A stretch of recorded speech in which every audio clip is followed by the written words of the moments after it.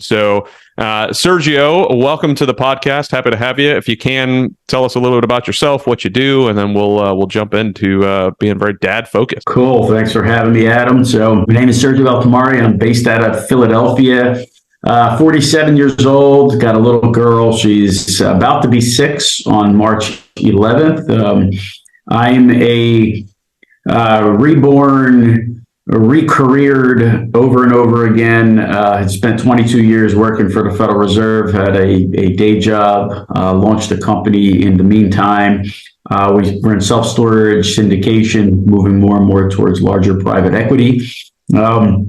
My wife, daughter, and I are very close and tight, as you might expect. And so my whole objective in life is to find that right amount of balance between creating legacy wealth and doing what I enjoy, which is now building a company and spending as much time with my family, while also doing my best to create or at least allow for my child to be, develop her own way and kind of learn from my mistakes, things that I wish that my parents did or didn't do. And along the way, just enjoy the ride and the journey. So tell me what involvement looks like with you and your family and your kids. Like how do you get them involved in, how do you get Stella involved in life? How are you guys engaging on a day-to-day basis now that you're basically working from home and you're done with 22 years of the Fed?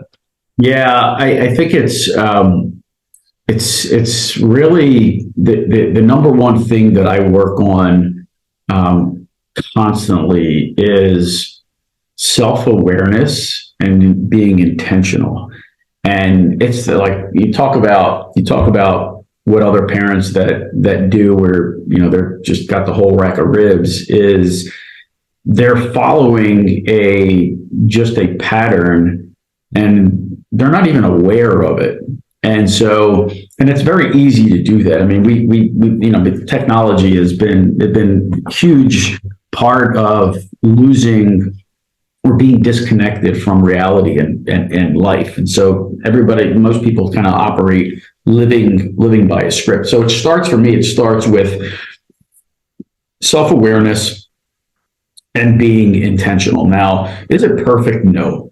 But there's if you look at the opposite extremes, and one is being, worst bad habits, right? Constantly being on your phone and kind of giving your, the typical parent giving your kid lip service while they're not even paying attention, not realizing the actual impact that alone is having with the child, keenly aware that mom or dad is not paying attention. To the opposite, being fully engaged, fully present. So it starts with that. It starts with being aware. It starts with, and for me, it's about being intentional and giving 100%. Is a perfect no. Giving 100% in whatever I am doing or trying to. Now, if I'll be perfectly honest in saying if we're watching a cartoon that Stella really enjoys and I've got no interest in, then you're going to see my attention get pulled into work or whatever. But I try to balance that by being as intentional as possible, as often as possible when we're together. And it also goes back to, and a big part of this conversation is, and being a strong parent it can't be understated, of leading by example. Kids do what you're doing, not what you say. And that I'm very, very much aware of that. So when I see Stella acting in a way that I look and say, I do not approve, it's pretty obvious where that came from. She's mirroring me. She's mirroring my wife. If it's something that's outside of the house, then it's my job to kind of course correct that. But it also comes down to how my relationship with Corinne and my wife. That is, you talk about framework, right? That is the framework of, and beyond that, how I show up at work, how I show up at church, how I show up with relationships. that's what I'm instilling. So it's not about let me lecture you on X, Y, and Z. Let me lead by example. That is very, very difficult. Most people can't get that part right. And that to me is very motivating. I'll give you an example. I haven't had a drink in since August of 21 now. And a big part of that was, I mean, it starts with my own ADD and my own issues and trying to kind of be as balanced as possible. But I also, was aware that my dad was probably more of a functional alcoholic, like a lot of people are, I only have one or two drinks. And I know a lot of these people that say that, but then when I'm with them, it's 4 or 5. It's not 1 or 2, right? So you tell yourself it's 1 or 2, and then you kind of like veer off kilter. But so aside, I mean, I like to tie areas of life that I'm correcting to a greater purpose. So for that, the easiest thing to do is I don't want my daughter growing up remembering me with a glass of wine or whatever in my hand. I don't want that to be her memory.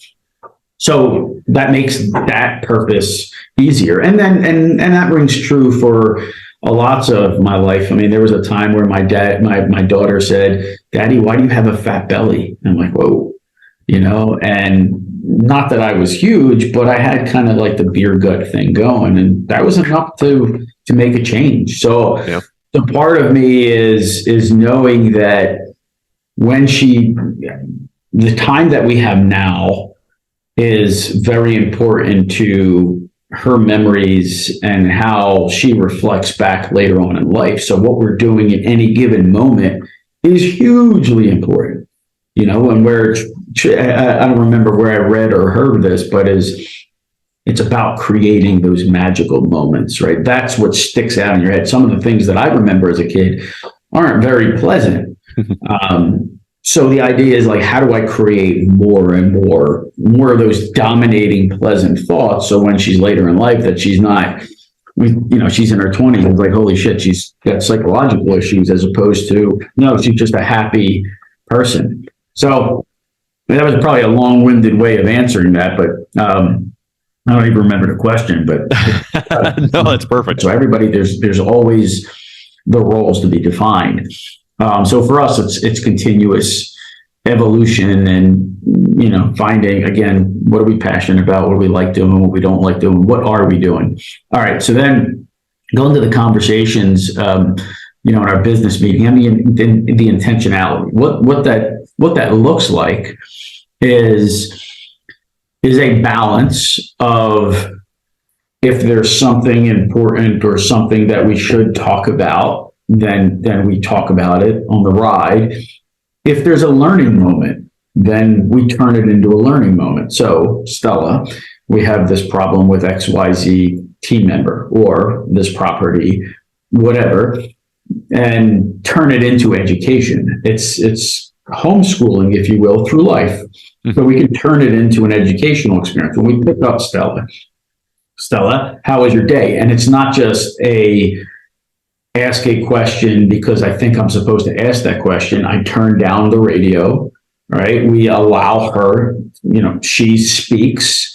We ask probing questions. So we are present in the conversation. If we're having a ride in the morning, it's a beautiful day. We're observing, we're in Amish country and there's a lot of farms and everything. Hey, Stella, check this out, check that out. And then we turn it into learning moments. How are you feeling? How are you doing?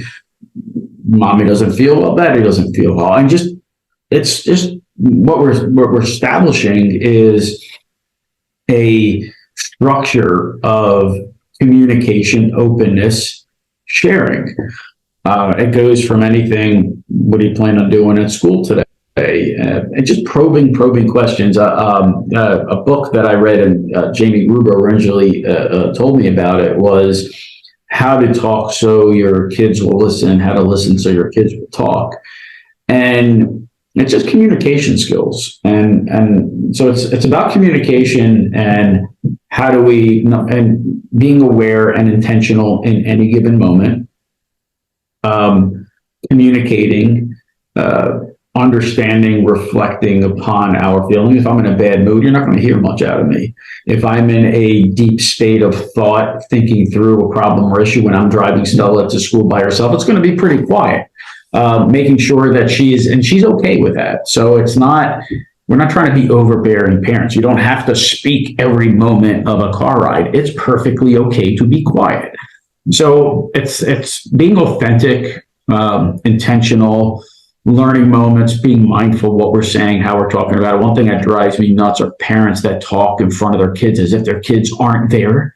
Mm-hmm. They and the kids are like looking at the parents. It's just asinine. The kid is hearing you. The kid is old enough to understand what you're saying. So you're talking as if they don't know. And then, inevitably, Stella will ask a question and you say, okay, well, she's asking a question of something that she's curious. And like, where did you hear that from? What makes you interested in that? And so they're listening. They're listening and they're learning. And so whatever you're feeding them, that's how they're being cultivated. So that's there's no magic to it. It's just awareness, communication, and intentionality. I want my kids to see the right way. The answer to that why is even more important. And I was always a curious kid, and even to this day, I'm very well known as asking a lot of questions because that's how we learn. Yep. But when kids and kids, their brain is expanding, they're a sponge, they want to learn. And if you give them garbage answers, you're feeding them with garbage. So to say, Daddy, why is the tree green? And it's not a really probing, let's understand why that tree is green. And you just say, because God says so. Well, guess what? You didn't teach anything in that moment. Yeah. You just said, kid, you're an idiot, and I'm just going to give you an answer. That's not really helpful. But if you start to go into, if you don't know the answer, then you just say, well, Stella, I don't know the answer, but when we go home, let's go figure it out. Let's research it. And it turns into a moment of not only answering the question why trees are green, but the critical thinking, the research, and everything else. What I am mindful of is making sure that I am dedicating as much as time as possible for family. And again, that goes back to being intentional about having dinner together, sitting down at the dinner table. Is it 5-7 days a week? No. But it's balanced enough where I don't see it as a problem. So it's constant evaluation and probing. How are we doing? We try to check in as much as possible, but I give, like I said, I'm up 3-4 in the morning and my brain is nonstop. Come 4 or 5 o'clock, I don't have a whole lot left to give from an intellectual work productivity perspective. And so then it's about, not to sound corny, but it's about giving my heart to family. Let's be intentional there and going into, by day, my brain has to crank through work, and there's a physical component to that. When I'm through my work day, and I try to not be that way every single day. Dave Aheimer is my guest today. Dave and I are in an accountability pod together, in a group together, and he is another, of course, entrepreneur and dad. So I wanted to bring him on. So Dave, if you can, give a quick introduction about yourself. Tell us a little bit about who you are and what you do as a dad and an entrepreneur. Yeah, it's fantastic. So my name is Dave Aheimer. I am a dad, an entrepreneur, a member of GoBundance, a husband, and a willing participant in an amazing family who has absolutely saved me from myself. So I've been an entrepreneur longer than I've been a dad. And when my little guy came along, I remember having a very distinct moment of clarity at an entrepreneurs organization event in Ohio, right outside of Cleveland, where I had to make a decision about redefining my win and whether or not my win would be my business or my newly born son who was in crisis and in distress. And so it was an absolutely life-changing moment for me to make the decision to make my son and my family my win. Awesome. So it sounds like then your, at least in that beginning part, entrepreneur path kind of changed once you had a kid. Is that accurate? Tremendous. Yeah, it's absolutely correct. So I had been an entrepreneur for several years, CEO of a bootstrap startup that went from 0 to 100 miles an hour basically overnight. And, I was a multi-million-dollar internet retail business. Little Jonathan came along as my happy accidental miracle. He was not intended, but after he came along, his mom had some real problems, and she was unable to provide a stable lifestyle for the child. And so, messy and long story involving courts and police and all of the stuff that's so hard to go through and deal with. I was given this advice: hold on to that little boy and don't let go. And it was, many times that I did want to give up because it was very distracting from my business and it was very distracting from my life. But I had that little guy in my arms and in my life, and no idea how to take care of him and no idea how to move on. And for me, what I saw was little Dave, right? So I had little Dave in my arms, and I recognized that, my background and how I was raised and brought up, we had everything we need, but we didn't necessarily have all of the emotional content, right? For good and healthy development. And I saw myself in that little guy, and maybe this was me trying to save me, and maybe that still is, but how it worked out in the end is he's the one who's saving me. So awesome. Thank God for the opportunity. But to anybody out there who's struggling with a similar situation, I will give the same advice that I was given: is you show up and you hold on. You do your job. If that means putting up with weird visitation with third-party psychologist for supervised presentation, then you do that. I was at Tahoe and I heard Dr. Kelly talking about, every one of us is just waiting on a love letter. And at the end of the day, we have to write that love letter to ourselves, and we have to take care of ourselves. And I got to write that love letter to myself through my actions of taking care of Jonathan and making my family the most important thing that it could possibly be for my life. And they have blossomed as a result, and I have blossomed as a result. And they saved me. I did the work. They saved me. Go figure. What is it that you're doing with your previous experiences and thoughts on trying to train your kids in that thought process, in having those whys, in having that understanding that they control their future? Yeah. So I think, we do a lot of clear discussion around what the values of the family are, right? And we recognize that in teachable moments with our son and with both of our children, that it's a lot easier with babies because it's, they cry and they're requesting attention and attachment, right? And then you respond by taking care of them, feeding them, cleaning them, patting them, and calming them. And then they bond, right? And so to nurture and encourage that bonding cycle, that attachment cycle with Jonathan is when he's making these little bids for attention on a daily basis, that I'm aware that my son is making a bid for attention with me and that I'm responding appropriately and positively. And so one of my goals on my one sheet is to play when I'm asked, right? When he asks me to play, it's not, oh, I'm busy, oh, I've got something else going on. It's I recognize those other things are not as important as this moment. He's making a bid for attention and I want to bond with him. I want to encourage that. And so to answer your question shortly, I'm modeling the appropriate behavior with him at a young age that I know will provide him satisfaction and fulfillment in his relationships and roles in the future. And so that's, breaking an unhealthy cycle and building a healthy cycle generationally, and not sharing generational trauma, to be very, very cognizant of his needs and that those needs are being met. That doesn't mean letting him get away with anything. And it certainly doesn't mean buying him a bunch of crap he doesn't need. In our family, you get one gift. If it's your birthday or if it's Christmas, well off. He could have a lot of different gifts, and he does have a lot of different toys, but this is from my wife. This is who loves is who cares. And so you show that care through affection, and you show that care through bonding and time together. Show that care through trips to Disney. Yay. I'd much rather go on a trip than give 15 gifts they're going to think about next month, And they will absolutely not remember the gift they got when they were 7 years old, but they will remember the time that we got to go hug me. It's a hard thing to do. It's the way that love and affection was shown in my family. And it's gifts and acts of service. Those are my love languages. And so, I go on a trip and I'm bringing home a toy. And my wife is again with the toys. Why with the toys? And it didn't occur to me, but I attach, love and affection with the act of gift giving.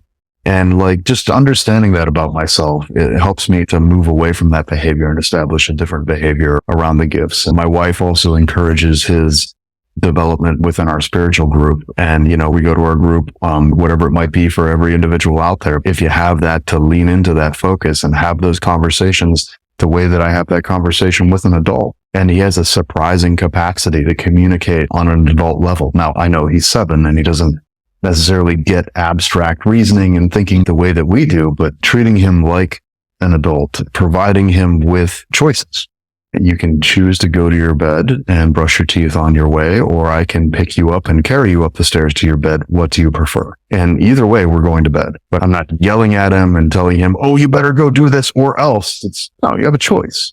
And every one of those little choices that he has the opportunity to make, he gets to understand the outcome and accept responsibility for those outcomes and understand what consequences are, which are tough giving kids consequences because if I'm going to put somebody in prison, then guess what? I have to be the jailer. And now I'm in prison too, right? Yeah. And that's not fun for anybody. That's a difficult road to go down. So it's really a fine balance. And I'm not saying I get it right all the time. I'm sure I screw up. No, none of us. And I'll be happy to, sit in a therapy session with my son later on and we can talk about how I screwed up. Take responsibility for it because I am what I am.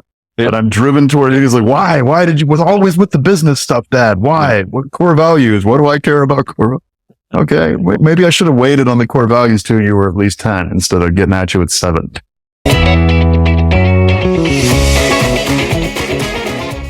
John, I want you to do a quick introduction of yourself. Tell us a little bit about who you are, what kind of business stuff you're in, and tell me about your family as well. Well, thanks for having me. So my name is John, originally from New Jersey, dad of 2 kids, a 6-year-old girl and a 4-year-old boy, husband to my wife, Sana's, and we live in South Florida now, by way of Los Angeles. So we lived in Los Angeles for about 5 years and a fur dad too. I got a little dog named Wilbur. So family of 5.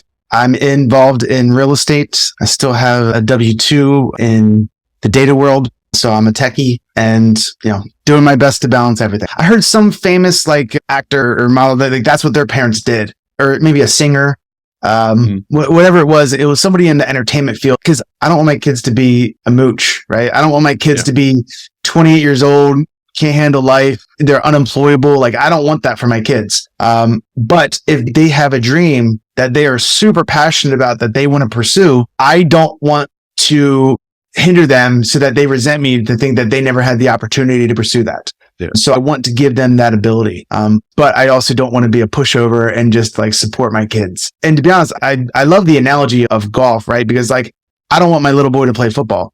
I played Pee Wee football and it's, I got hurt. Football's a violent sport, Yeah. I played a lot of basketball my entire life and I think that I've had a lot of great relationships out of that.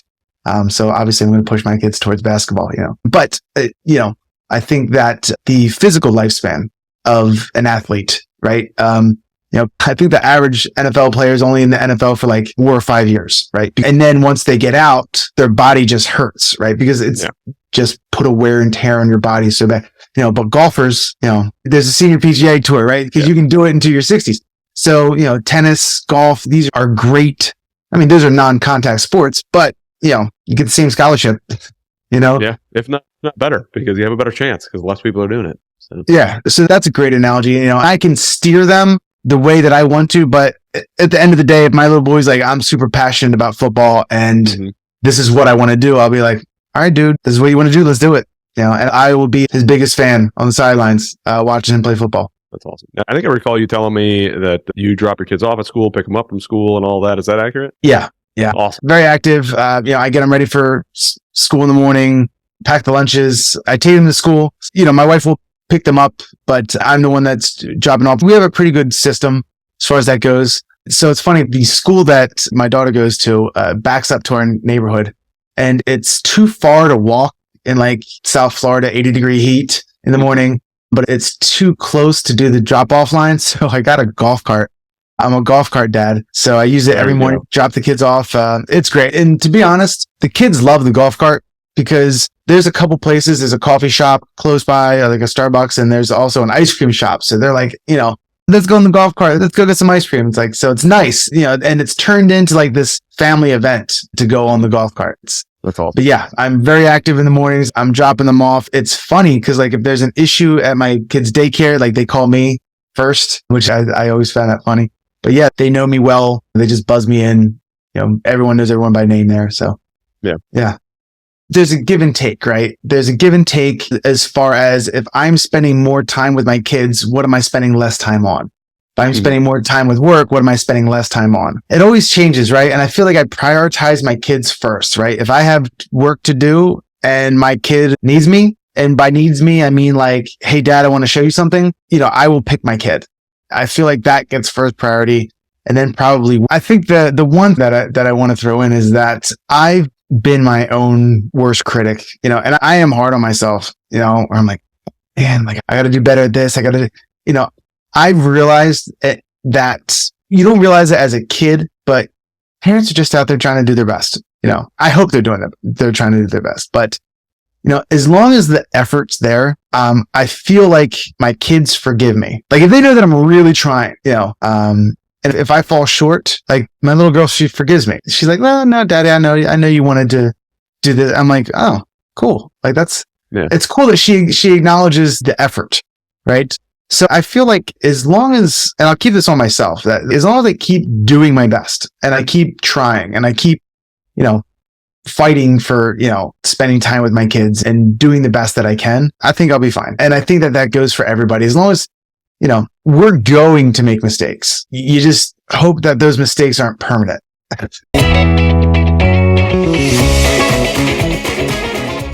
Welcome to the podcast today. I have a fantastic friend, business partner, GoBundance partner, man of many talents, Aaron Velke. Thank you so much for coming on the show. Tell me a bit about yourself, and let's hear about who Aaron Velke is, what you do for business, about your family, etc. I've got a company called Get Out of Your Own Way. Our coaching program is for entrepreneurs that want to level up their mindset, which trickles down into their behavior, their patterns, their values, and the way they live their lifestyle. We also work with companies that are ready to up-level their leaders and ready to up-level their culture. I'm a real estate investor. I'm about a year into being a dad, 10 months in 2 days into being a dad. I was a soccer coach and a personal trainer for many, many years, over a decade.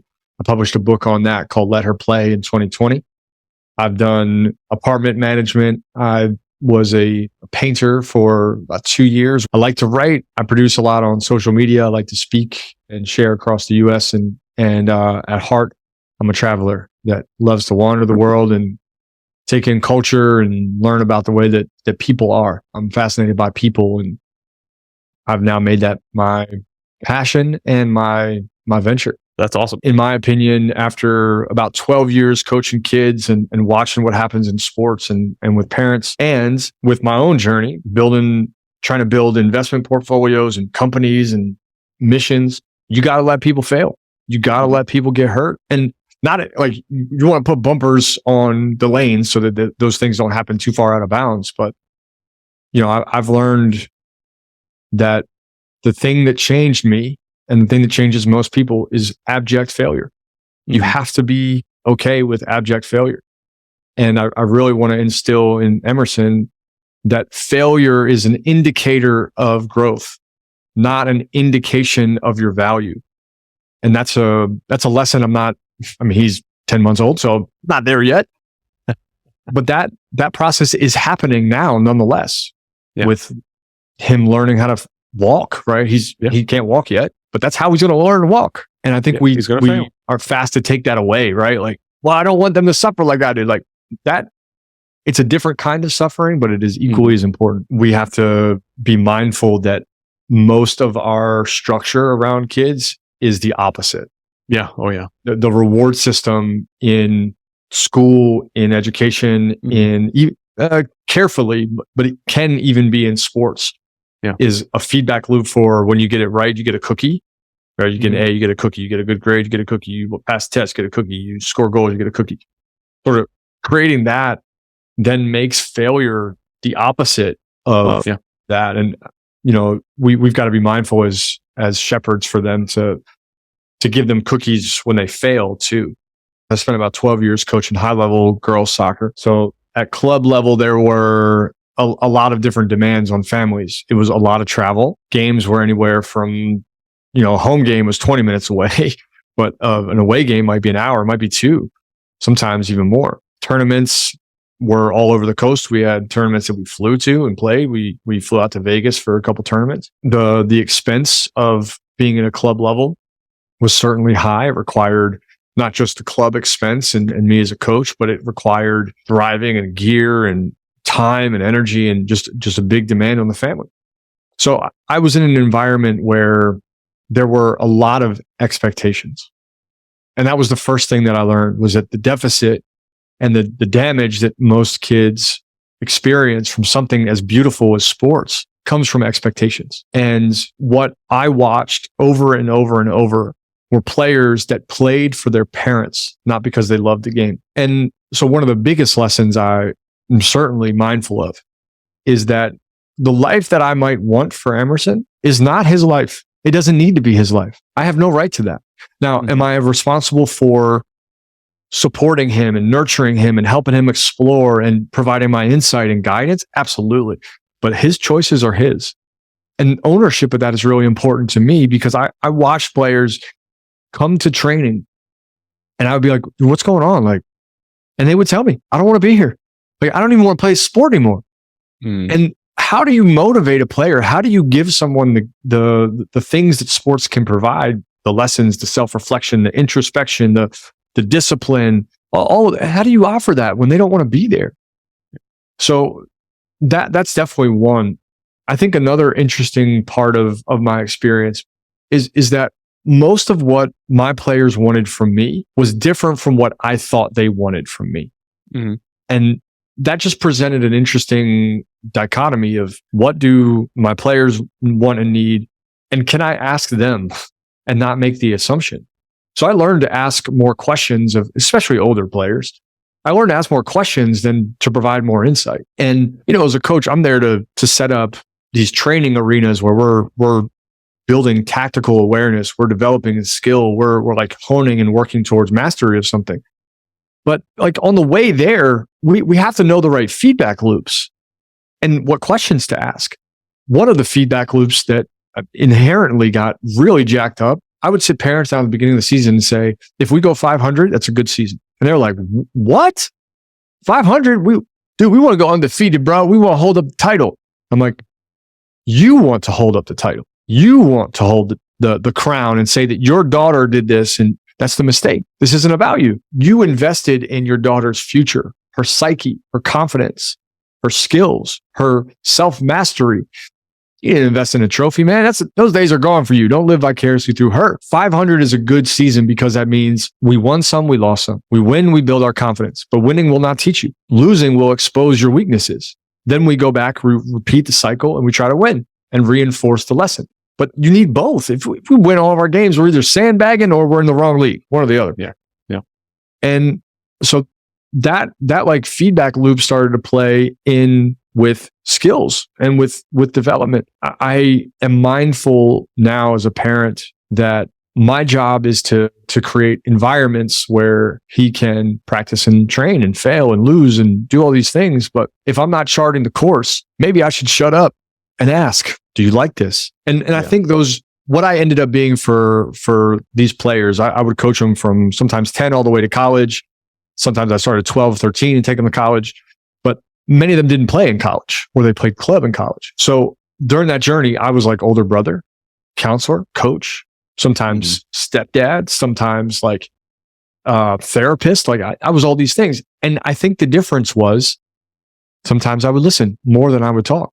And I can talk. So to be able to sit down with them and just, hear what they are going through, talk to them about what they're experiencing, really taught me a lot. I dealt with suicide. I dealt with anorexia and eating disorders. I dealt with depression.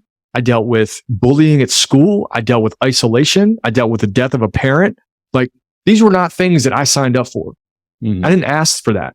I asked to come teach my favorite game. And yet the gift that I got was tremendous perspective of what these young women were experiencing on their journey to adulthood. And now being able to look back at that and chronicled all the way through Let Her Play is this tremendous softness and emotional dexterity that they taught me. I didn't teach them. They taught me this, that if I wanted to show up for them, then I had to be willing to hear them and like listen to them and truly see them.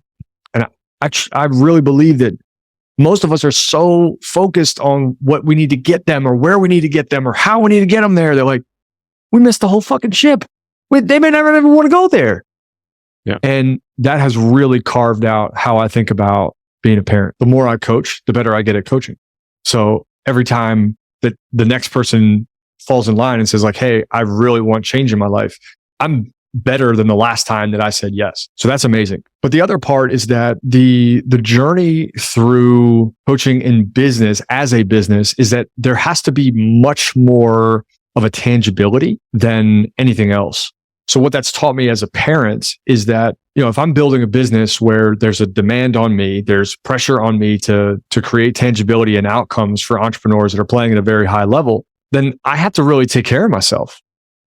And if I want to model pursuing my dream to my young son, then I have to really care for more than just myself. I have to care for a lot of people. There are a lot of people in my care. And I choose the word client over customer. Client means in care of.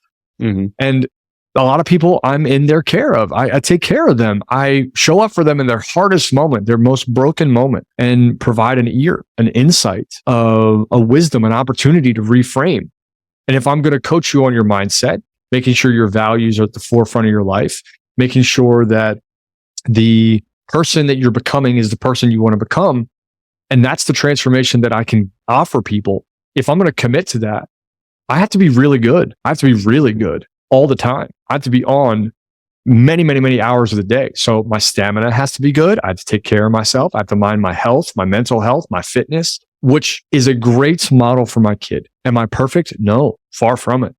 I want him to see my progression. I want him to see my hard work, but also all the things that go into operating at a really high level. The most dramatic change that this has presented is the utility of my time. I was rather carefree with my time before, not to where I'm selfish now, but I could choose things that didn't necessarily need to have tactility or value because I had an abundance of it. And now I'm like, well, okay, I might start my morning routine off, but I want to create a little bit of time in the morning to spend with him. And I want to create some time in the evening to spend with him. And if I need to go back to work in the evening after he goes down, that's fine. But I'm hyper mindful and vigilant about my time now because there are these windows where even just an hour with him on either side of my day, that's what he needs right now. Just presence in like an hour, half an hour, whatever it is. But I'm there. And what I worry about most in entrepreneurship is that we play the short game, not the long game. And we forget why we started. So I have to be mindful because that's the message I'm doling out all the time. So my world now, thankfully, is like a really cool tennis match of making sure that values are the forefront of your living, making sure that you're living the way that you want, your future self is aligned with your current actions. Like that's my day to day. And it's the test that I have with him is to make sure that I'm living the way that I'm talking about living to everyone else. Sometimes I get it wrong. Sometimes I get it really wrong. But I'm working on that daily and working in it daily. So to me, there's a really cool congruence between who I am in business and who I am as a parent. I want to show him these things that, dude, I'm so excited about where things are going because now I've got like these tools, these frameworks that help people get clear on where they want to go, what they want to invest in, what business do they want to launch, what kind of lifestyle do they want to lead. That's what I do for a living. I help people get clear on that. Or I come into the company and help them get clear on the company, the culture, the leaders, the leadership, and to be able to offer that to him in discussion is going to be something I'm so proud of at some point. And I'm proud of that's my life now. It is also pulling out of me an interesting challenge. Where I struggle the most is where's the gap between living my dream, because that's important to show him, is that his dad will chase his dream. Because at some point he will question that. If I tell him to go chase his dream, he will ask me, are you? And I want to be able to say, like, without any hesitation, like, I have been doing that since I was 27 years old. That is my entire path and mission. And that dream does not just involve the betterment of me and us. It involves the betterment of the many, many, many people that I'm lucky enough to call clients. The other thing that it summons out is this idea of a brand new kind of capitalism that I'm excited for him to come into. He's going to evolve into a world where he likely will never touch cash. He will meet more people online than offline, and he will likely not need the kind of education in order to get the things done that I needed. We're much faster. Everything's advancing so fast. So if that's true, his weaponry in that time period is going to be creativity, service, and authenticity. And those three things can be fostered along the way, but very differently than they ever have been. So I think those three are the chemical makeup of what success is going to look like. And for me to foster that requires me to live into that. So it is brightening up these elements of me in such an awesome way. Can I chase my dream in the service of others and the betterment of my family? And can I live into these elements of creativity, authenticity, and service in everything that I do? And what a world he will adopt. If you can make money doing something that you love, that makes the world better, and that you're really good at, dude, you win. You win. Everything, I've already won. Yeah. And if I can consistently get better, if I can fail through it, I'm excited for who he believes he can become. And that's a big commitment from me. But that is a commitment that I believe is probably the most worthwhile I'll ever make. He's got to be able to handle the complexities of emotions in a world that is becoming more and more destabilized around that conversation. What's the answer versus what's the process? And I'm a big, get the process right. You always get the result that you want kind of guy anyway. With kids though, and with in particular like teens, one of the lessons that they regularly instilled in me was just tell us. And that vulnerability really worked well. I also think that they know way more. However old your kids are, they know way more than you think they know. Yeah, for sure.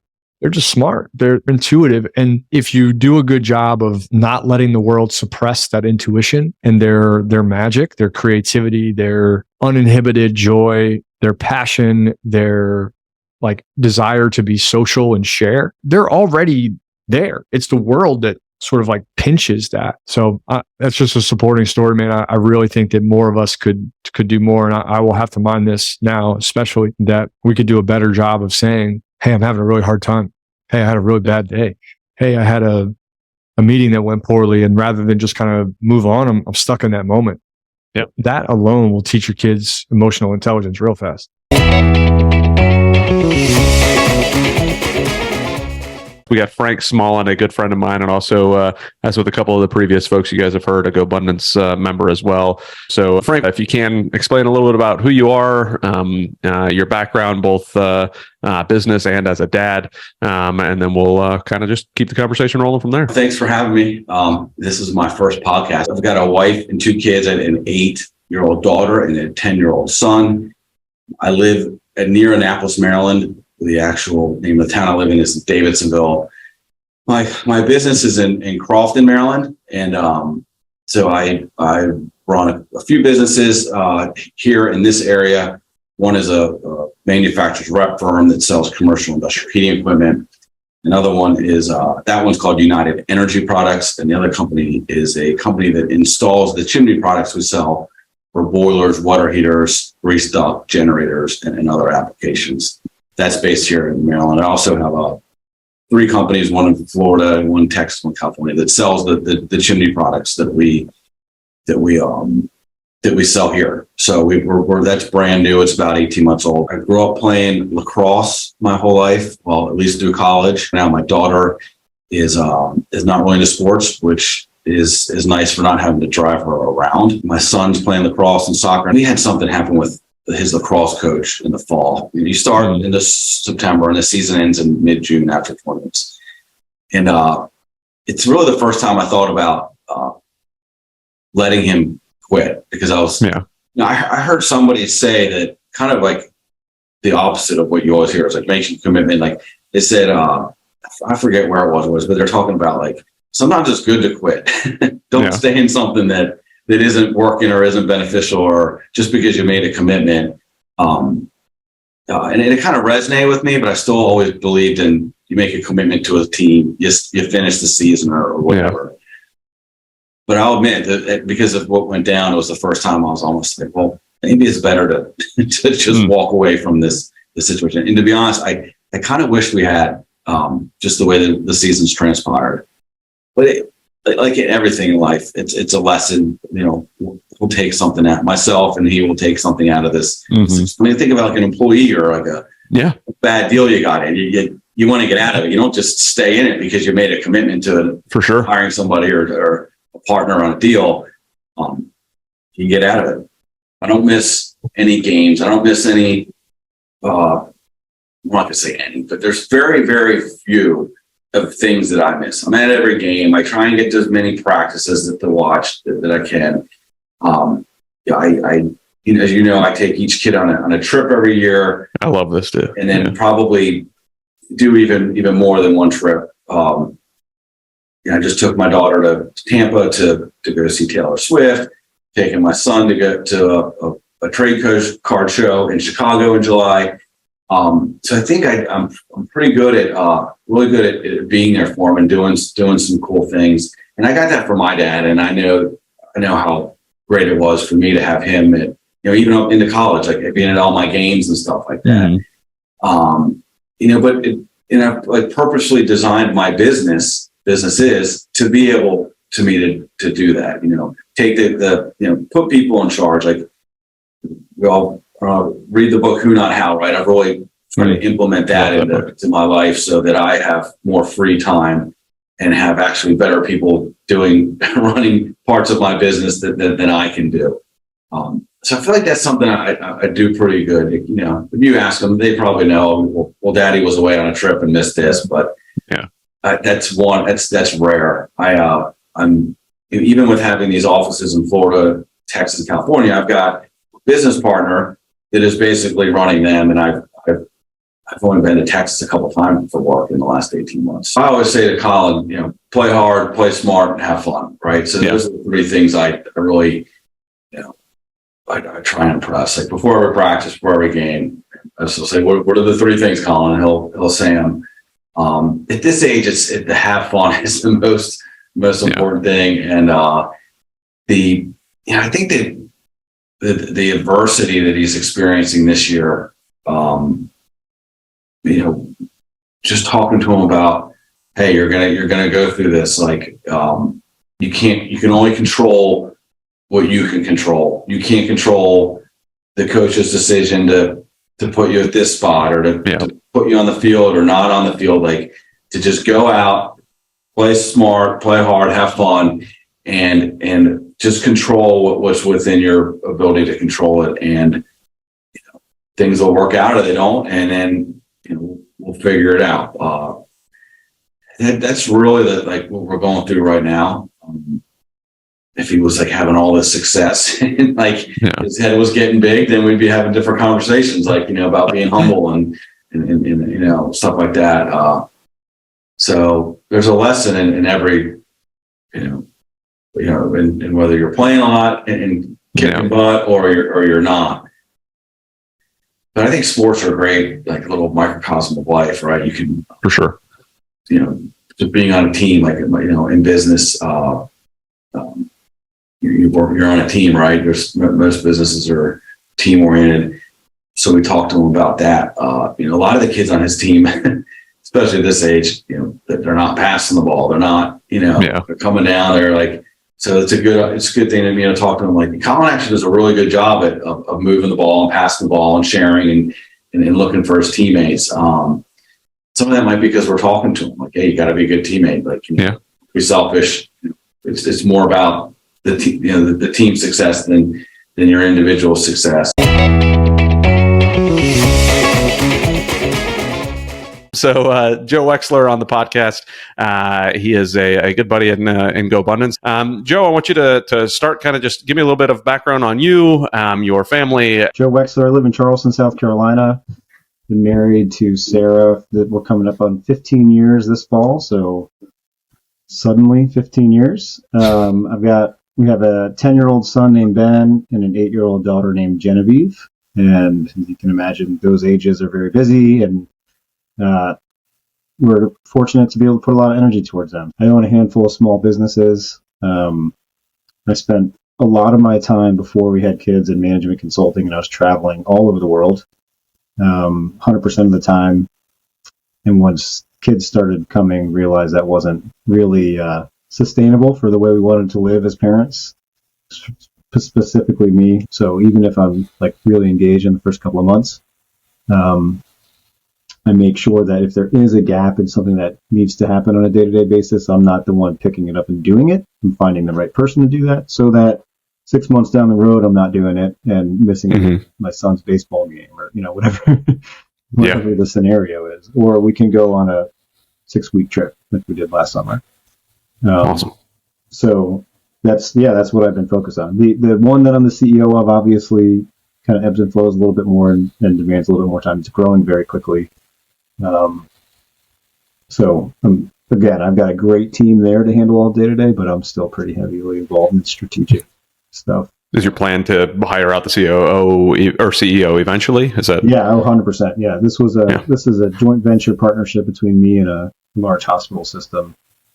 Okay. And the goal is absolutely to get to a size that has the CEO in place. And we're pretty close to that, to be honest. That business has taken an interesting turn, and that we might get acquired or merge with another business, so that there's a little bit of gray area of what that looks like for me personally. Oh, nice. Even if it's the right thing for the business and the rest of the team. So that's my next challenge as a dad, a working dad, is like to understand how that new scenario might impact our family life. But I'll go into that conversation, those negotiations, knowing what's important to me. Whereas before, what's important to me was I'll do whatever it takes for the company, get the best paycheck and the best package, and I'll figure out how to do family stuff. So now I'm going into this negotiation with like, okay, I've got to protect this first. Yeah. And that's what I'm going to offer you, my new partner or whatever. And I've been clear with them about that up front. So we'll see. It'll be an interesting exercise. I hate saying this, but what a blessing that was for me and for our family. At the same moment that I'm making decisions for the family to be engaged and be intentional and like make that the most important thing, we were given this gift of just like uninterrupted time together. Yeah. Where we were just at home for, obviously there was those first few months of just straight up lockdown, but we kind of carried that same momentum through the last couple of years. So that actually helped us establish some habits as a family and me as a dad, where like if I ever took any of that time away that we had during that, it would feel like we were taking something away. So obviously it's evolved a little bit since then, and they're going back to school, and we're out and about more, which is awesome, but we're still kind of anchored to the connection and the presence we were able to achieve during that time. So, and for us, it just all happened to coincide with other choices we were making. So it wasn't all totally forced on us. It just was like, okay, now I've got this environment where it doesn't matter that I'm not at an office anyway, because nobody else is. So now I can really pour into it. And then, designing everything from there so that I can still be able to do that is the constant struggle, and the thing, something I always work on. Because, like I said, I quit my job, I had nothing to do, and then I went and created a whole bunch of stuff to do and have filled my plate, but I've been able to do it in a way that still gives me the ability to be home or to take trips or things like that. And that's always a balance, because I can always spend more time at an office or working, but just trying to really be intentional about designing it in a way that still gives me growth on a professional and a career side, but protects everything that's most important here. Talking about homeschooling, and so we both grew up going to public school, but then you start reading, I'm like, okay, well, I want to do all these cool things, and then the concern about what public school is and what its origins were, and how it's just like, not really the right environment for, especially in the younger kids, which I don't believe. So the switch to Montessori has helped with my son. My daughter seems to thrive anywhere she is, so she's just like cool anyway. Nice. Just because she's like free spirited, doesn't care. He just doesn't feel the same way. That's funny.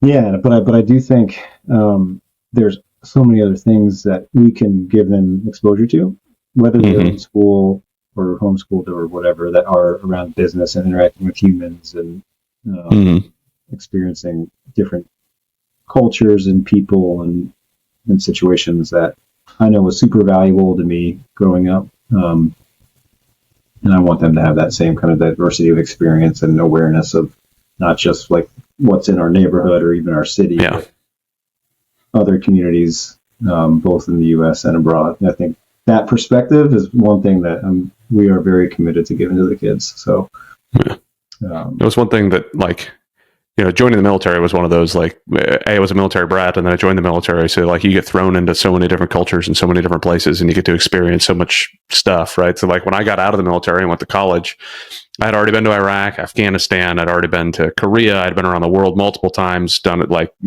seen a lot of stuff. And then I get to college and there's all these kids with all of these opinions about what the world is when they've never even left the county they grew up in.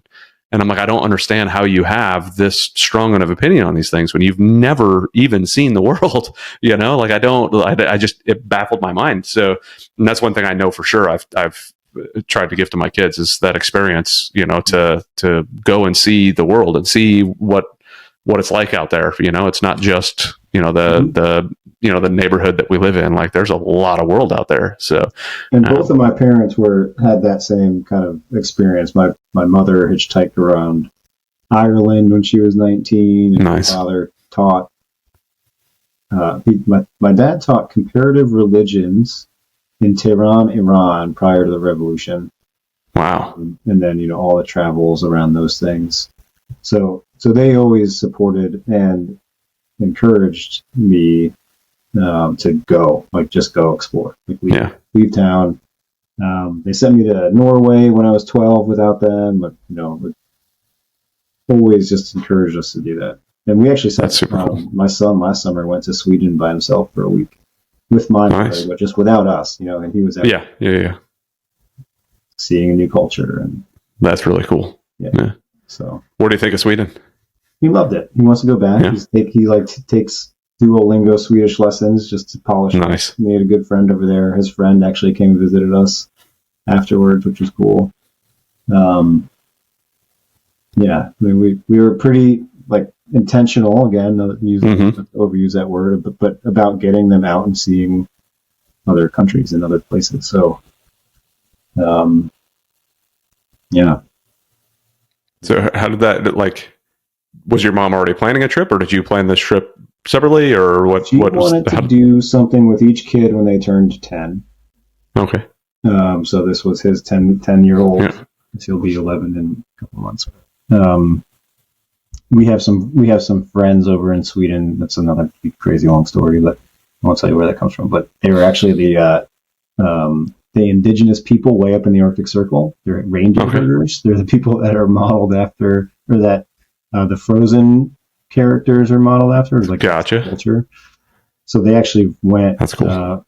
Stayed in Stockholm for a day, and then a little bit in northern Sweden, and then flew two helicopters north up into like totally off the grid, no connection. First time that we'd been not able to communicate with him for multiple days in a row.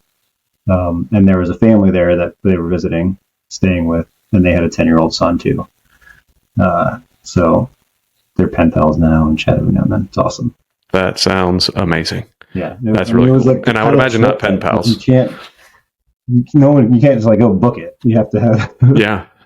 And the kind of trip where my mom asked me if she could take him, and I was like, I want to go, but I get it.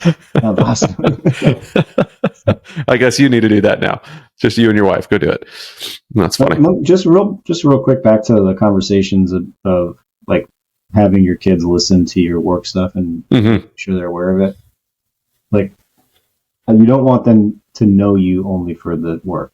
But if you're going to create a life where you're going to be present with them more often than you're working, inevitably you're going to have some of that. And I think that's like being intentional about them understanding what you're doing and why you're doing it the way you are to have the time with them. while also understanding the responsibility that you have as the entrepreneur, the business owner. Like, that's kind of a crazy thing that most people don't have to worry about.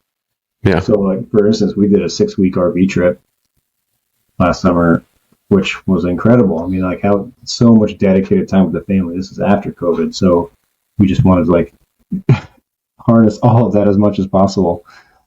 And in 6 weeks, you can't just, like, completely shut it all down and shut it off. Yeah. I mean, so the fact that they can see you, or at least in my situation, like, see me on vacation doing something new with them, exploring, present, but then be able to, like, peel off and have a conversation that's work related, and them understand the magnitude of that without them feeling like you're being taken away from it. I think something you have to work through.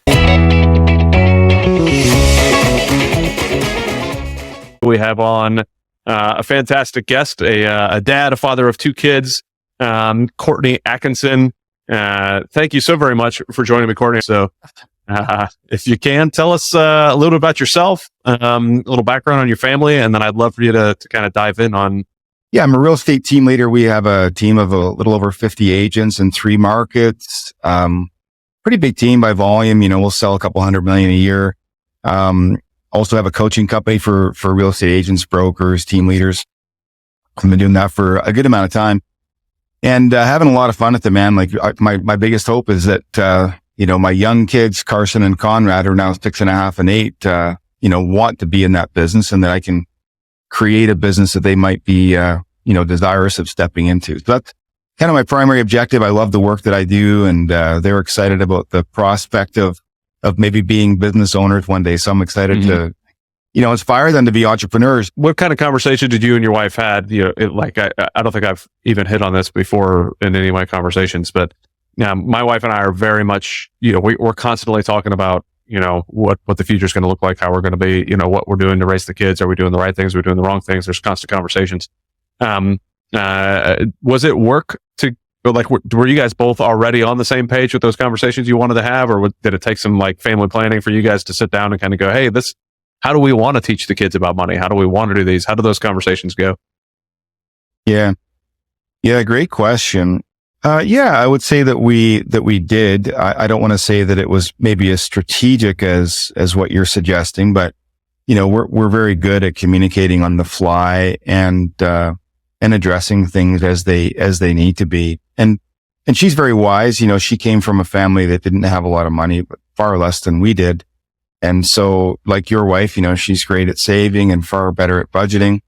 And she doesn't have ADHD, so she's not likely to, drive a car at $1 million miles an hour, or spend every last dollar she has on something that she really doesn't need. So that's been more in my personality. So no, I would say that, despite those differences, we've managed to find a very clear path just through kind of ongoing conversations, and kind of course corrections on the fly if necessary. But admittedly, there haven't been that many of them because, we work together, right? Yeah. So we deeply understand one another's philosophies. We share an office. I mean, we see each other all the time. So that's maybe not as much a challenge for us as it might be for some other families that don't spend as much time together. Well, I mean, I think that's that last part is key. Anyways, you should be spending a lot of time, as much time as you can with your family to begin with, right? So, sadly, we don't see that as often. But I look forward to my wife retiring to be able to spend a little bit more time and have those conversations a little bit more intentionally. I did verbalize it as it was almost strategic, and my wife and I, it's not as strategic as maybe I made it sound. Because sometimes it's just like, hey, the way you said that to the kids, like, can we figure that out? Can we figure out a better way to say that? Or, what were your feelings behind that, or your thought processes? And, because I think it's very easy to revert back to the negative mindset, very easy to revert back to the feeling of, where you came from as opposed to where you're going. The book, The Gap and the Gain. I don't know if you've read that one, but it's phenomenal, right? So if I'm constantly living in that gap of where I want to go, then even my language is going to change, and I want to be able to live in that gain. And, how are we improving? How far have we gone, and how far have we come? And, teach that to the kids as well. And that goes in the way we talk, the way we react to things, the way we do our finances, everything. I mean, it's all part of the process. So. Yeah. Yeah. I mean, I think one of the kind of key lessons that we're trying to teach these little people is just to be kind, you know, and just be polite, just be kind. You know, support others.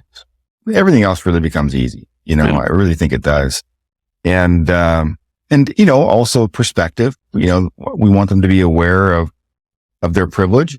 We want them to be aware of the realities of the world that we live in, and to see things and to think critically about why things may or may not be the way that they are. And, you know, I think with insights like that, you know, they have a hope of being good citizens and being good business people and humanitarians and philanthropists and happy. Like, I mean, what else do we want besides them to be healthy and happy anyway? Yeah.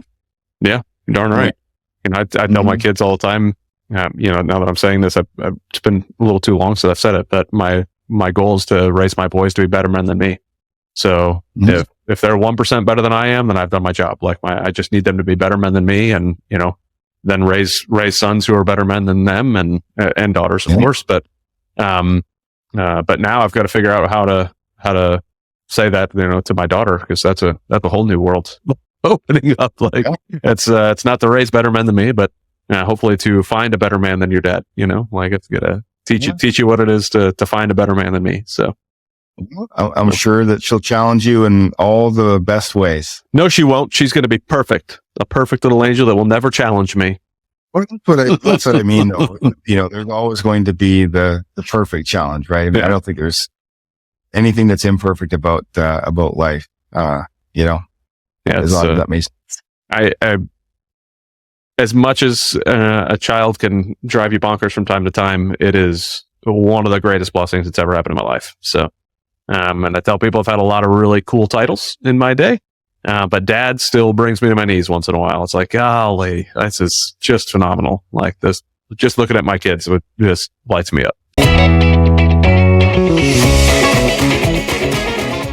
Today's guest is a good buddy of mine, Camille. I've known Camille for maybe 3 years, something like that. I have loved Camille watching you as a dad, like we were saying right before the recording started. You've got two beautiful daughters. It's just a fun family to watch and be around. So I want to kind of let the audience get to know you a little bit, have a good conversation with you, chatting about, you know, business and dadhood. But first, tell us a little bit about your family, introduce your family and yourself to everybody, and we'll start from there. So awesome. So I am married. So I'm a Polish immigrant, married to Patricia. She's also Polish. We've met here in the States, though, since 2004. We got married, but we've been together since about 97. She thinks 96. I'm convinced it was 97 because that 96 year was wild for me. There's no way I was already in a relationship. Just kidding. But yeah, not really. So, yes. Not really. So quite a bit of time with my lovely Patricia. We've had Natalia in 2007, so she's 16 now, and then Nell. So two girls. I didn't have like any wishes around having boys versus girls. I just kind of took it as it was. I was just excited to be a dad, and those two munchkins showed up, and the adventure of fatherhood was just, for me, it was amazing. It still is, actually, you know, obviously. So yeah, that's our family unit. The book about bumper stickers. Have you read it? Oh, nope. All right. So anyway, he talks about having a thinking time every week, 90 minutes.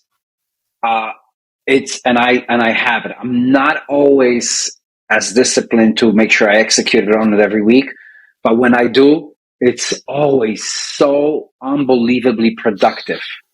And again, your thinking time could be driving a car, could be sitting down, could be outside, could be on the tractor. So it is where it is, but I think it's a must as part of one's schedule to have that time. So I appreciate that. Now, I try to do it when kids are in school or something like that. Like going back to maximizing time with family, it's hugely important, especially for us entrepreneurial dads who are pulled so many different directions. So you want to make sure that when the kids are home, as much of that time is also available. You're making yourself available. So I get it, but you cannot discount thinking time, brother. So Yeah. so you're on the right track.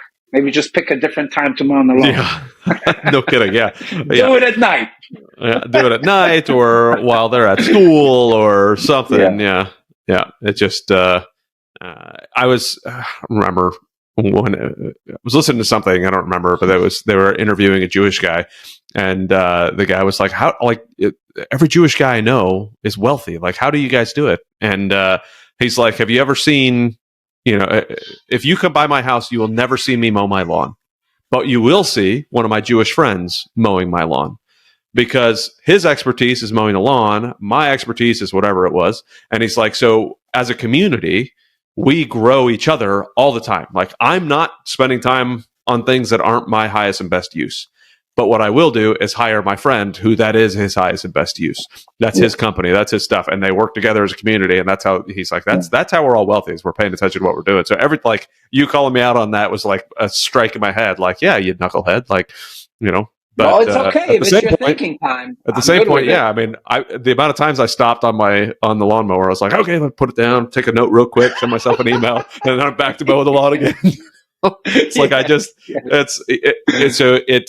it's helpful and not right, but I don't know when else I would listen to some of the books I listen to. Right? I mean, I'm pretty go most of the time, so that's the only time I'm really sitting there. Other than, especially now that it's summer here, there's no school, and it's not like I've got to drive back and forth to school to get me into the books. But yeah, that's where I was going. Is before you made fun of me about mowing my lawn. I finished. I listened to everything at like 2-3x, so I burned through the stuff pretty quickly. So there was one. It was only like a 4.5 hour long audiobook, but I listened to it at 3x. So I burned through that entire book and then finished up another book. And I'm thinking to myself, okay, well, you're I don't know, this year I'm maybe eight books in, something like that this year. None of them were family related. So I'm sitting here looking at this one going, hey, you idiot. Like, you've done all these other books. Why have you not gotten into this one? So that's, I'm guilty of that too. Yeah. I think we all are. It's that doesn't mean that it's acceptable, but it means that we're all. Can you hear my kids in the background? No, they're having a blast out there. They just keep sliding back and forth and like just chasing each other. It's phenomenal. That's something bad, baby. It's so much fun to watch. That's it. So what do you?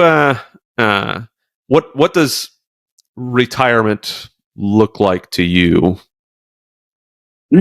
Very interesting question. I just recently did this exercise. I don't know where I got it from, just to write out your ideal day. Mm-hmm. And hold on, I got it right here in my notebook that's right in front of me. Let me revisit that. What is my ideal day? Future self. I think that was it right here. If I don't find it, it's going to be very anticlimactic. But let's see. Kind of like your book you were talking about earlier. Something about. I'll remember that book. I'm telling you before it's over. I'm getting up at 5:50 a.m., doing my miracle morning, taking the kids to school. Well, the older one. Then coming back, making breakfast for the little one and Patricia. Taking the little one back to school with Patricia. Then we stop by for coffee on the way back. And then I probably bang out a couple of high-level meetings with some of my COOs or whoever's running some of these companies at the time. Then obviously you need time to hit the plates and do a little workout, gym, lunch. That's a late lunch. I got to revisit that. And then I wanted to leave myself always a time for strategizing, whether that's business, family, life, planning adventures or the next big thing in whatever genre.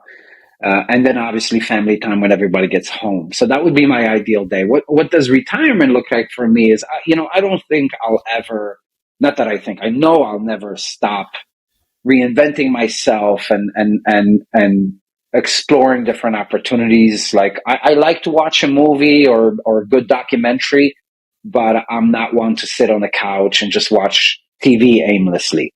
Mm-hmm. My circle of friends here is quite tight. I'm very intentional about who I spend time with. But you know what? That is something to talk about. It's one of the things in my life that I want to start putting more emphasis on and creating more meaningful relationships.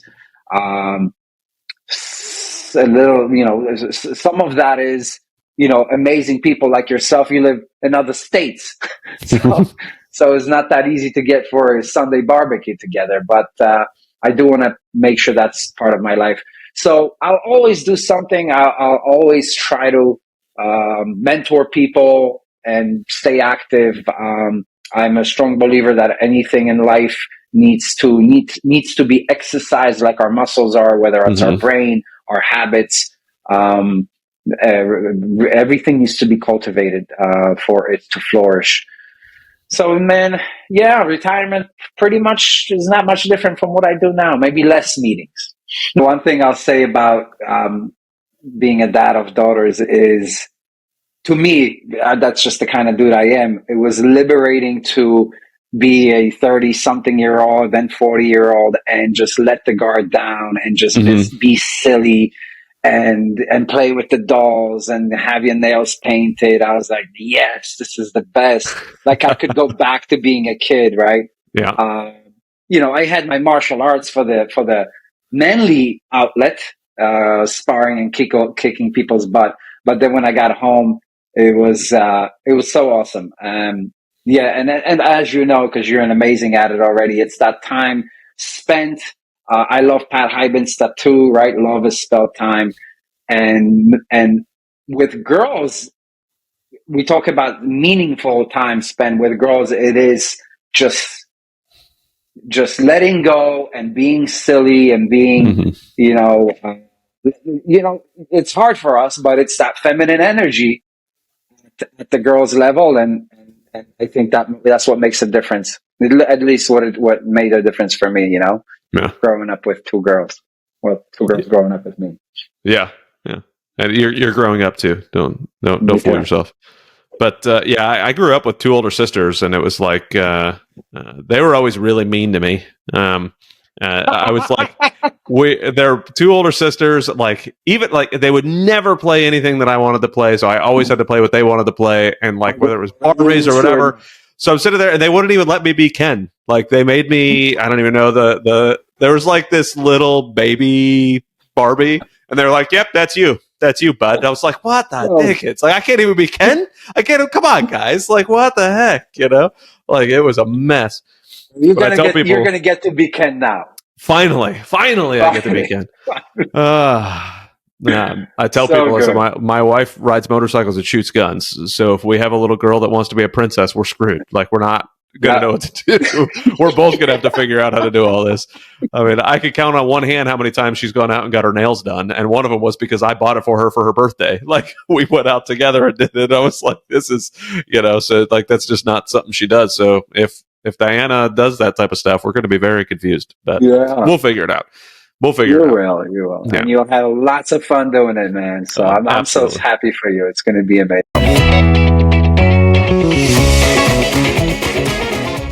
We have on Tim Vest. He's an entrepreneur, dad. Let's start off just, Tim, you telling us a little bit about yourself, telling everybody who it is that we're talking to today, your family, your business or businesses in your case, and then we'll kind of go from there. Thanks for having me on. So Tim Vest, got a few different things that I do. I have a company called Harvest Properties Group that I founded a while back. It does, we purchase and operate real estate, mostly in the multifamily and triple net space, and primarily in the Carolinas, since that's where I'm located. So North, South Carolina, and Georgia is where we mostly do what we do. I'm also a co-founder of Making Moves Real Estate Coaching with my business partner, Tim Vitale. And we coach folks on real estate, kind of getting that first big deal across the finish line, if you will. And then one of the other things that I own, so I have a podcast and a small group called Barbaric Yacht that I founded that's focused on just kind of, working with folks, kind of getting through the entrepreneur world and kind of making your own voice known. So like, how are you ingraining that into your daughter? Like what kind of conversations do you have to kind of discuss what that path is going to look like? Or, what does that turn out to yes. be? So, like with my daughter, I think she has the expectation that she's going to go to college. I think she wants to. I think she wants to have that experience, which I'm a big fan of. Like I'm not one of those guys that's like you have to go or don't go, it's useless or whatever. I think there's certain things that you experience in college that go beyond just learning and the degrees and things like that. I think being there and being part of that community is huge, and there's something to be said for that. That being said, the conversations my daughter and I have are, hey, this is a path, regardless of if you go down this path or not, we fully expect you to be, around the top of your class in high school. I expect a certain level of performance in high school. And, if my mom watches this, Mom, I'm sorry to say this, but, my mom drove for A's, right? She's like, you make A's. And quite frankly, I was a little bit of like, if I can do no studying and make a B, that's what I'm doing. Yeah. And she did not understand that because my mom never made a B in her life. Literally, she didn't. And my wife doesn't get it. She never made a B either. And, kind of the conversation I have with my daughter is like, I expect you to have this level of performance with one exception. If I see you working your tail off and you land here instead of here, okay. Yeah. I just got to see that you legitimately gave it a shot and that you tried, right? Like, okay, great. You know what? Maybe math's not your thing. And, you studied your tail off and you ended up with a B or even a C, whatever. Okay. You tried, right? So that's kind of maybe something a little bit different that I do with her than my parents did with me. Because, man, if I came home with a B, it was a conversation, you know? And so that's something a little bit different. We also have a little bit of a different conversation of, I would like you to go to school. If that's not what your dream is, we can certainly have that conversation. I don't expect it. That's probably somewhere where I'm a little bit different than my parents were with me. Yeah. I like the concept of, I expect A's, but I actually expect hard work more than I expect the A is what that kind of sounds like. And that's similar to what I tell my son. Like, I want you to get good grades. Really do. But if you're working your butt off, and like you said, I care more about the effort you put in, right? Because there was one test. My son just finished third grade, so he's my oldest. He just finished third grade, and now he's going into fourth. But there was one test he did not study for at all, and it was very obvious. Like I got a call from his teacher. Was like, I know you guys just like we were out for something. I think it was the birth of our daughter or something. Like he was out of school for a couple of days, and then came back in to a test. That he should have already known all the answers to.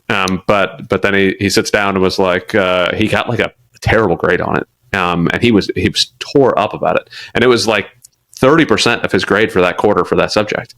And I was like, you can't get a bad grade like that. Like that's going to kill your overall grade. But his teacher was like, I should have asked you first, like, which I don't think she should have. I mean, it's on me and him to make sure that he's prepared. Right. But we came home and I said, this is because you didn't try. Let's try. And then we studied. It was literally the next day he went in and got 100 on the test because he tried that night. He studied. He did. I was like, see, this is why I expect you to try. Like you're showing me already in third grade that if you try, you're going to do great. If you don't try, you see what happens. So right. And that's what I care more about is working your butt off and making sure that you're trying. So yeah, I appreciate that. Yeah. So trying, and then for me, trying and then ownership. Yeah. Owning it. I've had multiple conversations with her, man, where she's, she didn't make a good grade, and she's like, the teacher didn't teach me this, or blah blah blah, or something, and I'm like, hey, listen, own it. Like you were not as prepared as you should have been. Yeah, right. And you need to own that. And we have that. She's I mentioned she's in soccer and stuff, and I think probably one one of the times I've kind of lost my cool with her was we got in the car. Her team does not lose often, but they lost. And she got in the car talking about a play that the goalie missed. And she was like, the goalie should have blah, blah, blah, done this. And I'm like, I think there's 10 players that kid got through before they got to the goalie, you being one of them. Yeah. Yeah. And I'm like, that goalie's your teammate. Everybody on this team needs to own that. Because, man, I played sports, and one of the things I could not stand, and my dad wouldn't deal with it either, was, like, first of all, I couldn't stand you not trying hard, and I could not stand when people weren't good teammates, Yeah. So that's probably one of the biggest things with me with her is like, own it, right? Try hard and then own it. My businesses are doing very well, but they're taking a ton of time, and I need to give them that focus. But at the same time, my daughter's 15 years old. I think I got 3 years left with her here, before she goes off and does whatever she's going to do. I'm really struggling with that. I'm really struggling with, how do I do all of what I need to do for my business and things like that, but still be a dad and not miss these next 3 years. Cause man, once they're gone, they're kind of gone. You always kind of have that relationship, right? But it's not the same as when they're home. So, I'm probably struggling with that right now, if I'm being honest. So the guys in GoBundance, a lot of them were recommending this. I'd have to look it up. I don't have it in front of me. It was this book about like dads and daughters or something like that. And I read it, and I went through it like that, right? Like I was so like, please tell me something. Give me a nugget of wisdom here.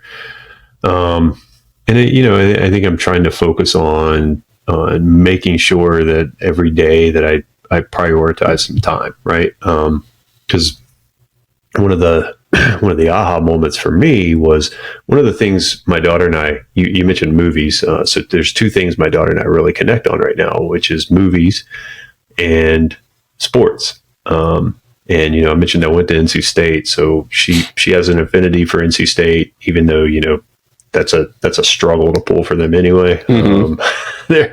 They tend to defeat themselves more often than not. But we're State fans, so she and I have a common bond there. And during the NCAA tournament this past year, they were in the tournament. I think they were playing at like 1:20 on a Friday or something. And I told her, I was like, "Hey, you're going to watch the game with me, right?" She's like, "Yep." So we had this plan, Friday of the tournament, first round, and we were going to watch it. And 3:00 rolls around, and I'd gotten into something, and I'm working.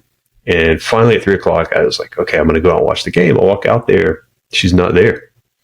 I walked up to her room, and I was like, "Hey, we're going to watch the game." She's like, "Dad, I sat in the living room and watched the entire first half waiting for you. You never came out. So I just went to my room." And I'm like, all right, you're like, that killed me, man. And that was one of those moments where I was like, I got to figure this out. I've got to figure this out. So that's, if I'm struggling with something right now as a dad, that's probably it. Boy. Yeah, I completely understand. That's actually one of the reasons I left the military was a similar conversation that I had with my oldest at the time. And like what gut wrenching moments now, and my kid was only at that point, like 5 years old when he came and just had one of those.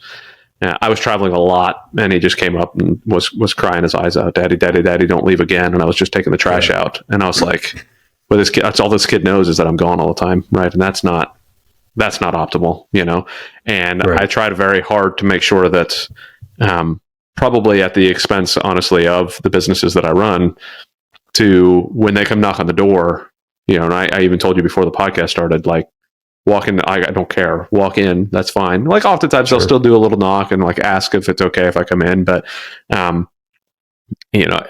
it's been freeing for me to just kind of be able to just walk out there and say, hey, I'm with you guys. Like, I don't, but at the same point, I catch myself, okay, well, I'm with you guys, but I'm on this. Or, you know, I'm with you guys, but I'm thinking about something else. And like that whole presence thing with the kids is really tough because I've got 7,000 other things going on in my brain. Like I'm in the middle of rebuilding some comp things. I'm looking at deals. I'm looking at, you know, where's our fund at? Where's the, like, it's just like all the stuff going on.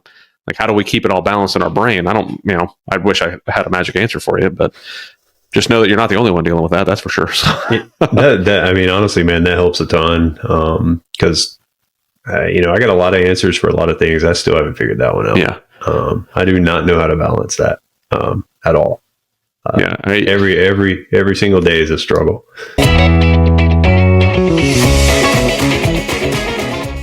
Doug Spence is with us today. I want to let him introduce himself. Doug, please just kind of say hello, introduce your family, who you are, a little bit of background on you and your business, and we'll go from there. My name is Doug Spence. I'm originally from Houston, Texas. Did my undergrad at Baylor University, and then joined the Navy back in 2009. Was a aviation guy, so went to flight school for a couple of years in Pensacola, and then selected Super Hornets and went out to Lemoore, California for a year, then moved out to Japan for 3 years, did 3 carrier deployments, then moved to Pensacola, Florida to be a flight instructor, did that for 3 years, which is also where I met my wife, Kate. She is a Navy JAG. We're both active duty Navy. And then moved to San Diego in December of 2018. Was at SEAL Team 3 for 2 years, running their JTAC program, so Joint Terminal Attack Controller. And then now I'm back at an aviation command now, a non-flying aviation command, doing a department head tour now here in San Diego. We've been in San Diego for 4.5 years now. And then I got into real estate back in 2016 when I was in Pensacola. So that's where I bought my first property, really where I got addicted to real estate. And I've been surrounding myself with people that feed that addiction ever since. So it's only gotten worse, right? And just been doing real estate on the side while I'm active duty. And then we have our son, Calvin. He was born on Cinco de Mayo, 2022 last year. So here's another thing I've thought about is, you know, you see a lot of parents who are like pushing their kids in a certain direction. Yeah. And I think that's like, I'm, at least right now, you know, my wife and I were like, we don't, whatever he wants to pursue, we're fine with. We don't want to push him in any one direction, because I think a lot of parents are like, or maybe they take an interest in soccer or whatever. And it's like, okay, you need to be the best. You need to be a professional soccer player. And then it's like, fast forward a year, the kid's not interested in soccer anymore, you know, but you don't keep pushing them. And I think that at least my perception of it is when parents are pushing kids in a certain direction, it's almost like a narcissism of the parent, because they want, like, they're pushing the kid to be a doctor so that they can say, my kid's a doctor. Now, obviously they want a good life for their kid and, you know, they, you know, be wealthy or whatever. Like, but I see a lot of that, and I'm just like, man, like, why push your kid? Like, let them go where they want to go and just support whatever that is, you know, within reason, obviously, but you know, just be supportive, because they'll be successful in something that they enjoy doing. And if you push them in one direction, there's going to be friction down the road with that, because if they don't actually want to do it, then why keep pushing them for that one thing? So that's something I think about. Have you encountered that at all? Like with you and your wife, like, do you guys push them in any direction, or are you more like, you know, we'll support you wherever you want to go, as long as it's not something, you know, absurd or unhealthy or something like that? Well, if I did start to push them, I'm not going to say it now, because you just would have been judgmental on me for doing it. That's true, I would have. But no. I've actually had that conversation multiple times, because I, you know, like Adam and Rourke both love golf, right? And I'm a big fan of golf. So I tend to think, okay, do they only love golf because daddy likes golf? Yeah. Like, am I pushing them to do this? So like I told Raquel, I said, we'll keep funding it as long as they're enjoying it and want to do it. But if they stop and don't want to do it, we're not going to quit mid-season. Like, you made a commitment, we're going to go through with it. Right. So let's finish the season. Like, we've got a golf match later on today. I think he'd rather go to Busch Gardens or Islands of Adventure, because it's summer and he wants to be able to go do that. But at the same point, he loves golf. So he's like, yeah, let's go do it. Let's go figure this out, you know, and we go golf together and all the stuff. So sometimes I feel like I'm pushing that. but I try to have the conversation with him like, hey, bud, like, is this something you really want to enjoy? Should we be taking a break from this? He's like, no, I don't want to take a break. And it's like, okay, well, I mean, I just want to make sure that, I'm not pressuring you, but there's still always that thing in the back of my mind. Like, just like he started playing hockey before COVID started, and then COVID shut down the hockey rinks and everything. And we weren't able to go in for a little while, and we just haven't gone back, especially after the move. But that was always a sport that I wanted to play, but we couldn't afford to play. So it's like, okay, well, I got him into hockey. He likes playing, and now am I pushing him towards this stuff? It's always a fear because I love golf and I love hockey, and I'm trying to push him into those, but at the same point, not really push him into those. So I have the same concept and theory as you, as like, hey, just kind of let them figure their own way out. Like, every action has an equal opposite reaction. So if I push really hard, he's either going to push really hard back or I'm going to knock him over. It's like, right. I don't want either of those to happen. I want him to kind of find his own way. Yeah. Well, you brought up a good point about commitment. I mean, like, hey, they're talking about how they want to do golf for a season or whatever. And it's okay. But if you do this, you're going to do it. You're going to do it at least through the season, and then we'll reassess. If you don't like it after the season, then we won't do it again. But you signed it. And that's different. I think that's not necessarily like pushing them, because if they're like, I don't want to go golf. It's like, well, you signed up for golf. So like we're doing it. Right. So that's different. That's just teaching them like, hey, you said you're going to do this. You committed it. You told mommy and daddy you wanted to do it. So we're doing it, That's different. But that's another good point about just committing to something and following through with it. That's another important lesson. Whether or not if you halfway through, you don't like it as much, you committed to it. So you can end it at the end of the season and maybe pursue something else. But for now, you gotta show up because you said you would. Yeah. Yeah. And I think that's a good lesson on both sides, like you said. So, that's what I try to stick to. And, if my kid turns out to be a terrible mess, then none of you guys should listen to me. But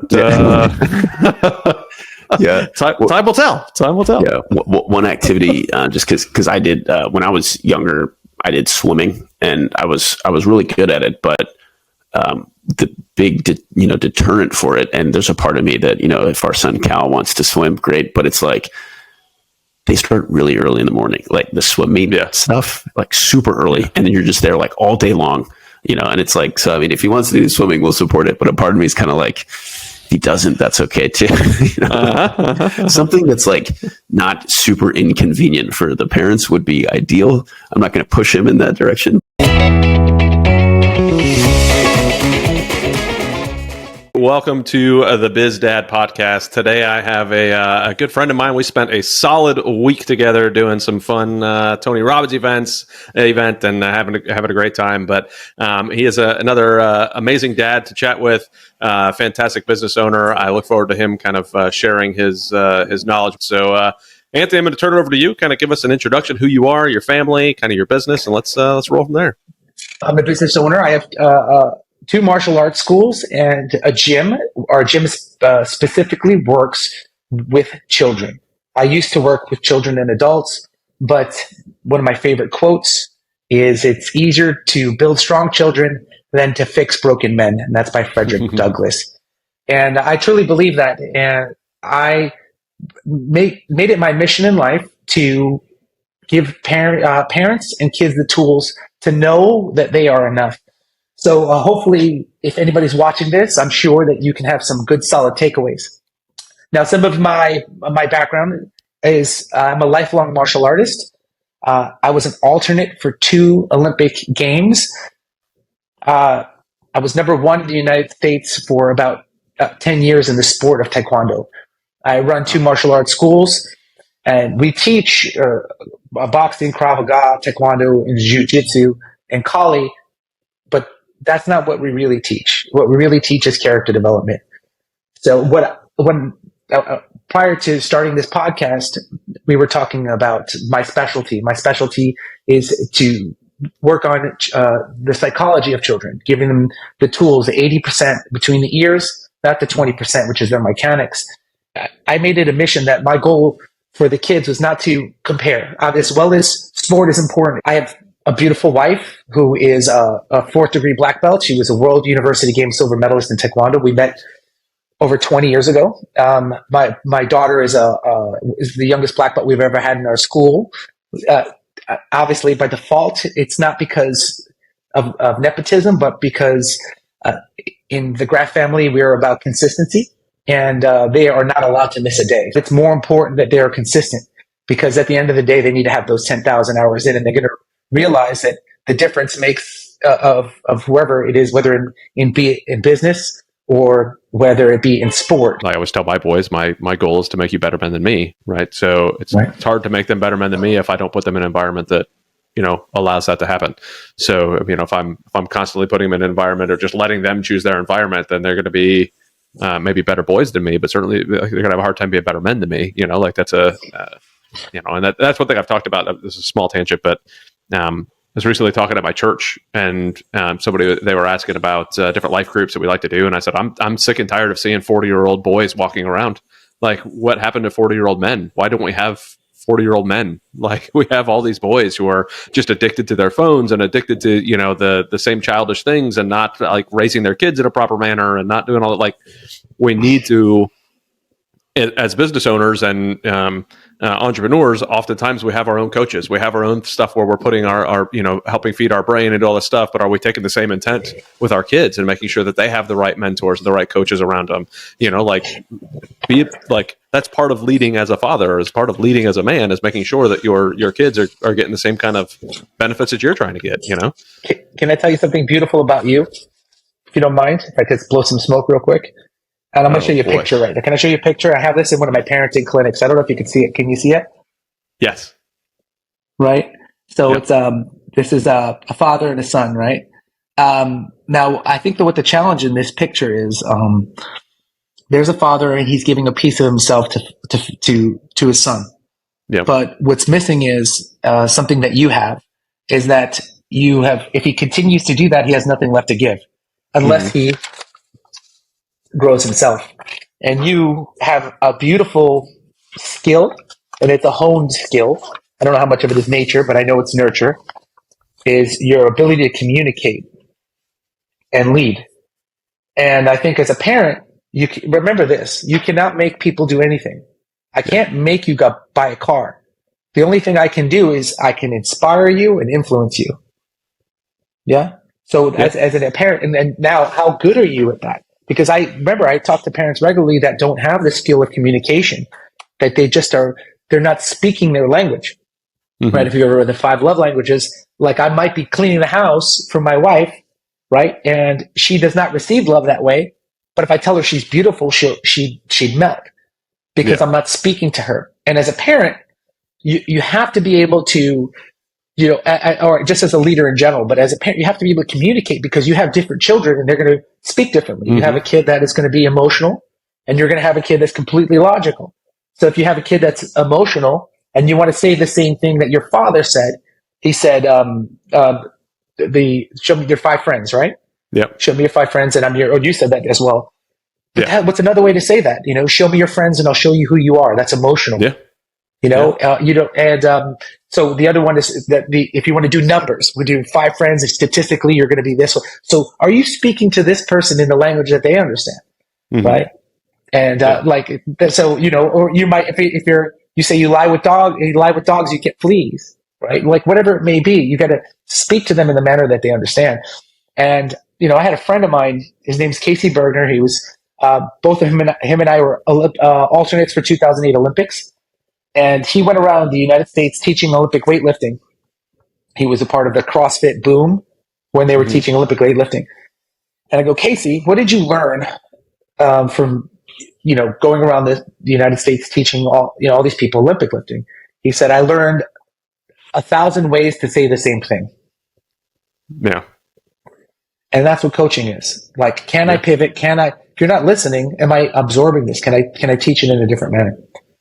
Yeah, for sure. And so you obviously coach a lot of different kids, and you're going through a lot of different, there's got to be a lot of trial and error and how to figure out have you found easier ways or harder ways to kind of to say, hey, how do I know how to speak to this child? Do you have specific things in your brain where you go, okay, well, there's basically these 6 types of kids that I end up coaching, and if I'm talking to one of these types, then I talk this way. If I'm talking to one of these types, do you have any tips, tricks, thoughts on with the experience you have there?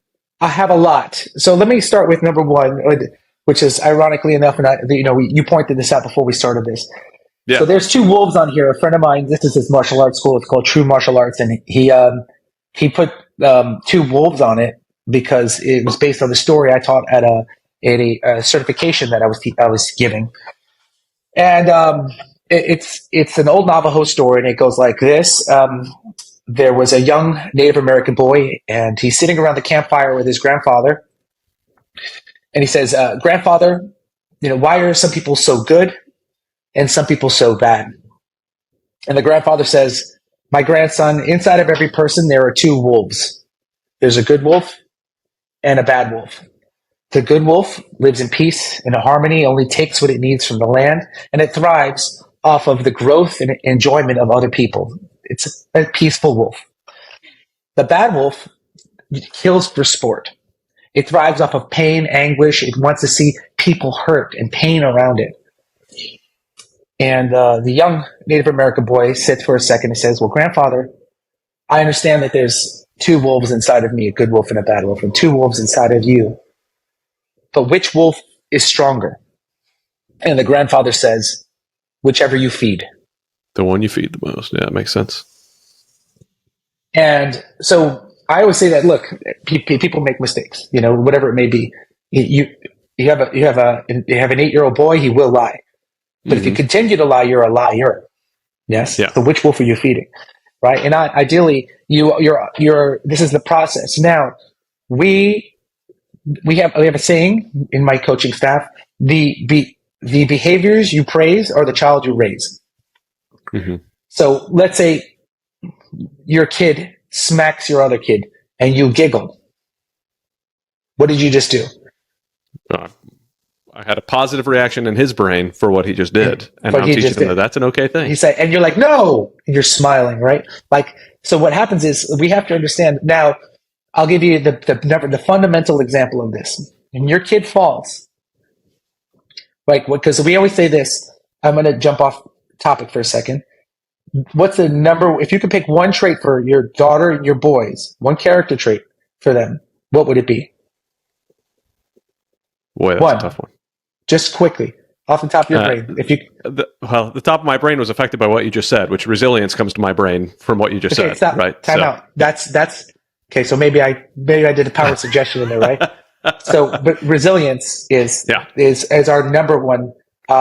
In my wife and I, we decided resilience is top, and I can go back to that in a second because I have a whole segment of talking about building resilience in children in good times. All right.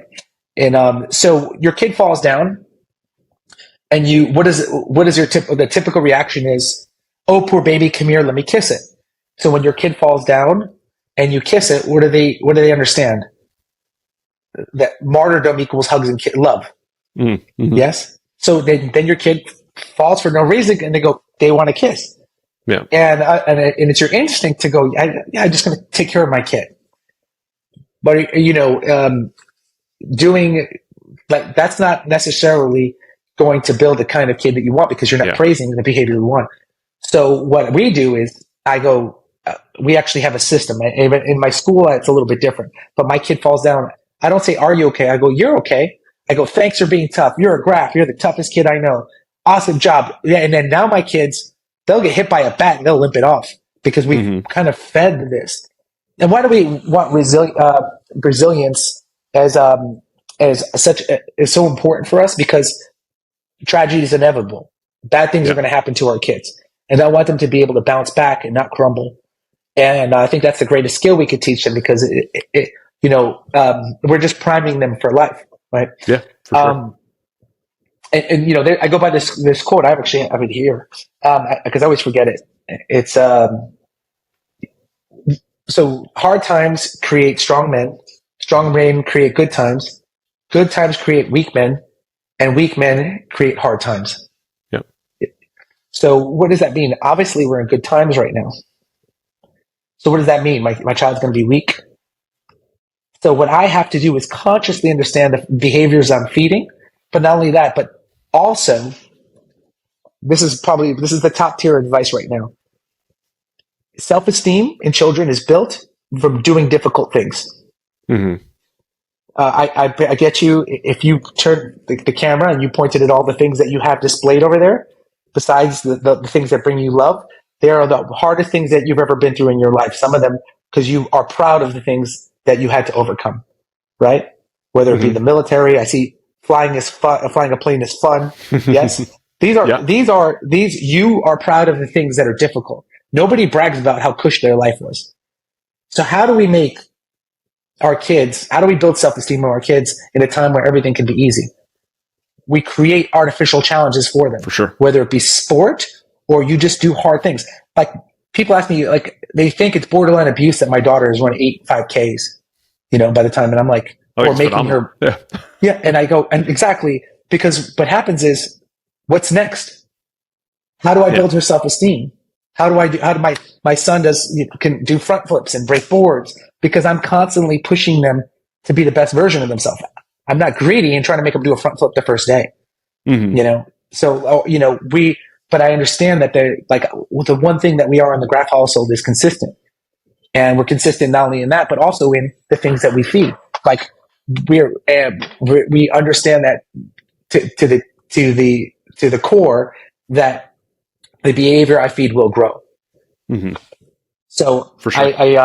So the bottom line is that's the first step to the Graf household of parenting is being conscious of the behaviors we feed and celebrate. Not only that, but we're very big on like anchoring. I'll give you an example. So we talk about, we do Tony Robbins event, and they say that this core thing is this, whose love did you crave more? Right? That's a big thing. Your mom's or your dad's? And that's the first question they ask. And then they ask, who do you have to be to get that love? So, and I love that because it's like so simple in the understanding of our psychology, because I understood how much it affected me, because when I first heard that, it reminded me of, I bought my house. I have a big house. It's a 5-bedroom, 5-bath, like 2-story. And I realized it was kind of, it had like a lot of similar traits to the house I grew up in. And my father comes in as, there was a lot because it was a new construction. And he walks in the house next door. He walked into mine because it was the thing. And he saw mine and he goes, "Why so big?" And it broke my heart because then I realized, oh, I bought this house for him. Yeah. I bought this house for him. I thought this house is who I needed. And then at that moment, I realized, I was like, okay, I love my house, but I did it for my dad. Yeah. And then you start to realize that. So understanding that, I was like, how powerful that is. I consciously anchor things into my children, like who they need to be to receive my love. So I'll give you an example. Every time I run with my daughter, I don't make it a painful experience. We run. We started with 200 meters when she was almost 7. And we slowly built, but now we're up to the point where we do 2 miles and regularly, and then we shoot for 3 once in a while, and every really far-fetched we go for 4 if she's feeling ambitious. So we'll do 2 miles. We'll run, and when we run, we talk. Hey, Dove, and it starts every time like this. You know what the best part of my day is? She goes, "I know, Dad." I go, "This is the best part of my day. I love this so much." So what I'm trying to do is I'm trying to consciously associate my daughter love and fitness together. So when I pass and I'm long gun and she goes for a long distance run, she's gonna feel love. Yeah. Just like my dad, when he celebrated me, he would take me for ice cream. So now, like a little fat boy, as soon as I start eating ice cream, right? Because I associate like this love with ice cream. Yeah. Not a long distance run. So that's my goal is to like reverse engineering, understanding the what people are, right? People are at the end of the day, the core is whose love do I crave more, and who do I have to be to get that love? Whether it be a good student, a cutthroat, a business person, or just patient, loving, whatever it is, it has to be celebrated, right? They have to understand they get the most amount of love. So my daughter, she gets honor roll we go nuts. We throw parties. We do we're making a pattern disrupt to understand that this has to be a core memory. Yeah. That she remembers, hard work equals celebration, right? Instead of,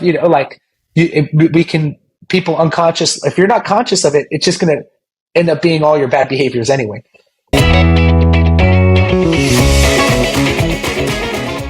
Would have Jamie Gruber on the podcast today. So Jamie and I have known each other for, 5 years, something like that, between a couple different masterminds that we've been in. But I'm really excited to have Jamie on. He's another GoBundance guy, another real estate business owner, that type of guy. So to kick it off, Jamie, just tell us a little bit about yourself, your family, what kind of business / businesses you're involved in. I am almost 13-year happily married man. My wife, Sylvia, and I met each other while working together in Boston. She actually worked for me. We have 2 young boys, 8 and 5, Sebastian, both boys. Sebastian's 8, Julian's 5. So my first business is, or the top of my funnel, if you will, in my world is I host the Tribe of Millionaires podcast. It's in partnership with GoBundance. I've been a member for 4+ years, and a lot has happened in my life that I credit GoBundance for. So I partnered up and I have some businesses with them. So people get to know me through the podcast. When they know me and like me enough, they tend to join the GoBundance Emerge community, which I own. So GoBundance Emerge is sort of the feeder program for future millionaires. We create whole life millionaires, I like to say, and people will join that. From there, I'm partnered with Quantum Capital. We invest in value add, distressed BC class workforce housing, multifamily housing in Denver, Austin, a little bit in LA. And that's kind of the funnel of my business, if you will, or all of my businesses in one funnel. And that's, I think, the nutshell of it. In the context of masculinity, though, and the context of being a father, it's like you said, though, like, what do I model for my kids?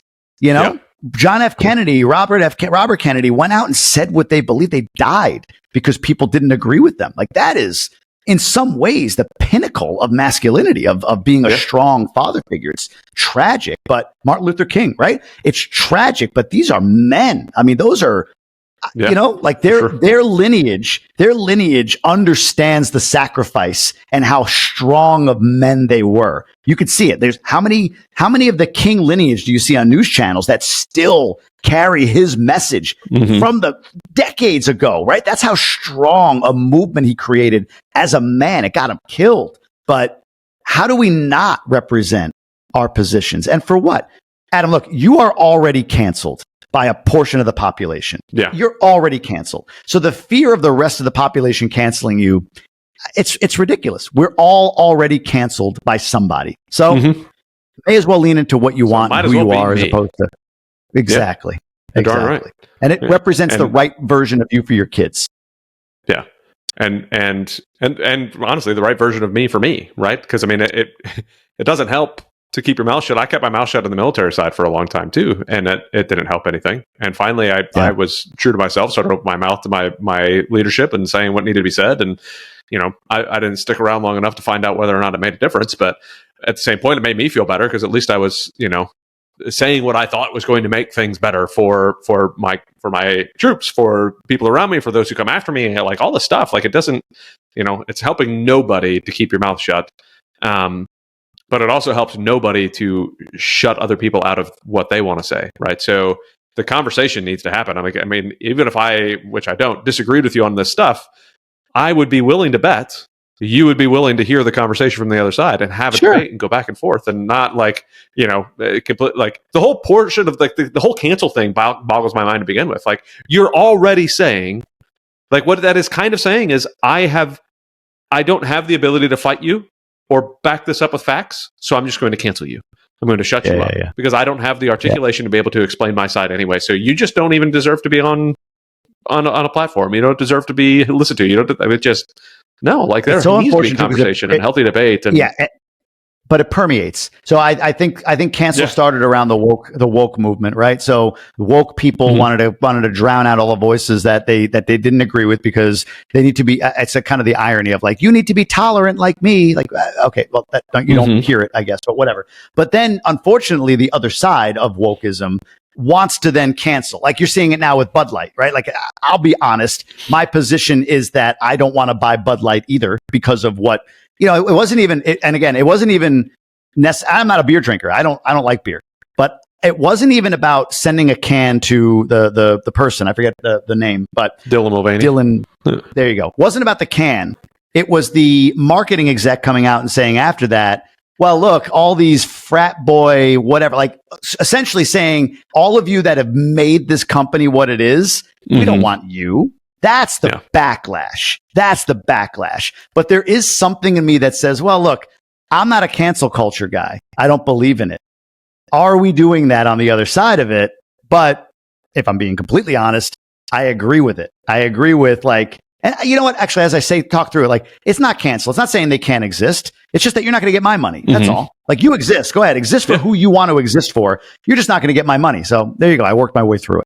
Yeah, and to me, that's free market capitalism, right? 100%. Not the crony capitalism garbage that we tend to see a lot more now, right? But free market capitalism, like if somebody doesn't agree with what you're doing or they don't like the flavor of your meal, then they're not going to shop there. They're not going to buy stuff from there, right? It's one of the reasons that I don't have anything Disney, right? I don't like that they openly said they want to put things in front of my children that I would prefer to have conversations with them about rather than them have conversations about, and sensitizing them in a way that they think is the right way to go. What was the movie that just came out? There was a movie that just came out with pronouns, they, them pronouns, and it tanked. Yeah, it got like 20 million. It was like, which is a lot of money, but not compared to the production of a Disney usually movie. do. Yeah. Right. I don't remember the name of it, but yeah, it's one of those that, I also am not a fan of somebody saying that, like I get the concept of it takes a village, but you're not going to tell me that my kids are anybody but mine. Like I create the village around my kids. Like you don't create the village around my kids. It may take a village, but it's my village. Not, it doesn't mean that's the village I live in. It's the village I decide to put my kids in. Right. Exactly. And that's a great point. Yeah. It's not equal rights to my kids. Yeah. Yes. It's not equal rights to my kids' upbringing. Exactly. It's like I've decided you, teacher, can have access to my child for their education.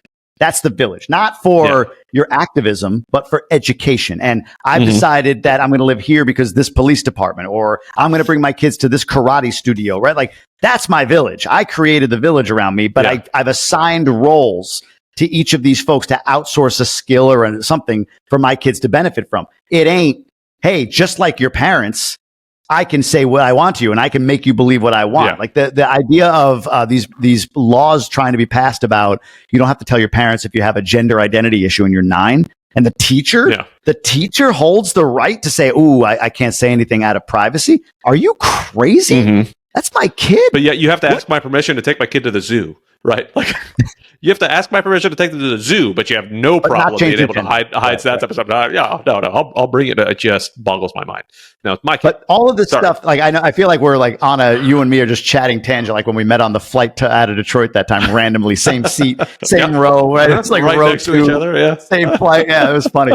But I really think I think you said before, like, hey, dads are listening to this and maybe their kids are listening to this. And I think about that as I'm talking to you about all of this. Like, what does all this have to do with anything? The person listening to this could be like, son, this guy is a transphobe. And I'm perfectly fine with that. If somebody says that, son, this man is toxic in his masculinity. Fine. That's your prerogative. As a parent, teach your kid what you want to teach them. But that's the point. Represent your voice. That's what a strong father is. This is my voice. This is what I believe. Now, again, Hitler believed things, right? So, I mean, there's bad beliefs that we all agree are probably not the right beliefs. But let's not get lost in the 1%, right? Like, by and large, the majority of us have beliefs that are just within the realm of reasonable, but just different sides of whatever fence that we might be on. But standing up for them, like this is a 44-year-old now, finally saying that I'm willing to. And, look, I was a corporate guy. You were a military guy. So being public about certain beliefs that my life, my well-being could be impacted by, I guarded it, right? But part of not having a corporation behind me, part of being on my own, I can express myself the way I want to express myself. Like, why the heck wouldn't I? Dude, look, I had a guy on the podcast that I had no idea where it was going to go. He was referred to me. It was a live episode, 2 hours long. His name is Andrew Kibe. He's from Kenya. And he came on and we were going to talk about masculinity. I'm like, oh, great topic. He went down this rabbit hole, man, of like, women don't belong in leadership. I'm like, anywhere? He's like, nowhere. and he's saying how black people are cursed. He's black, very black, dark black, right? Like black people are cursed, like things I don't agree with. And I didn't put the episode up for 3 months for fear of being canceled. But finally I put disclaimers on it, all that stuff. And dude, it's one of the most, I had 200,000 people watch that episode. 200,000 people watched it.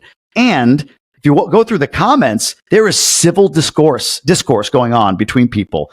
You know, he's got some solid points. I think he goes a little too far here. You know, I get what he's saying here. Some people are like, wow, this guy's way too out there. He needs to be checked. And then people kind of come back. It's not like 100% on the level. Of course. I admire the guy for standing up and saying what he believes. I agree with some of the principles that masculinity isn't toxic and it's okay to be truly feminine, which might mean that being a mom is what you are. That's what you do. That's feminine. That's okay. Yeah. You can rainmake anytime you want in your life. But I don't agree with black people are cursed. I don't agree with women don't belong in leadership. That's way too far for me, right? But to put the conversation out there and let others decide, like it was really, really interesting to see that happen. Like, wow, there's a lot of people that really, really wanted to see what this is all about. And it's just another step of, you know what, stand up for what you believe in. This guy's on the extreme side. He's not hurting anybody. You know, he's not going out there and, you know, doing anything to women. It's just his beliefs. We had a discussion about it and it is what it is. But standing up for yourself and what you believe in, man, that's being a dad. That's being a man.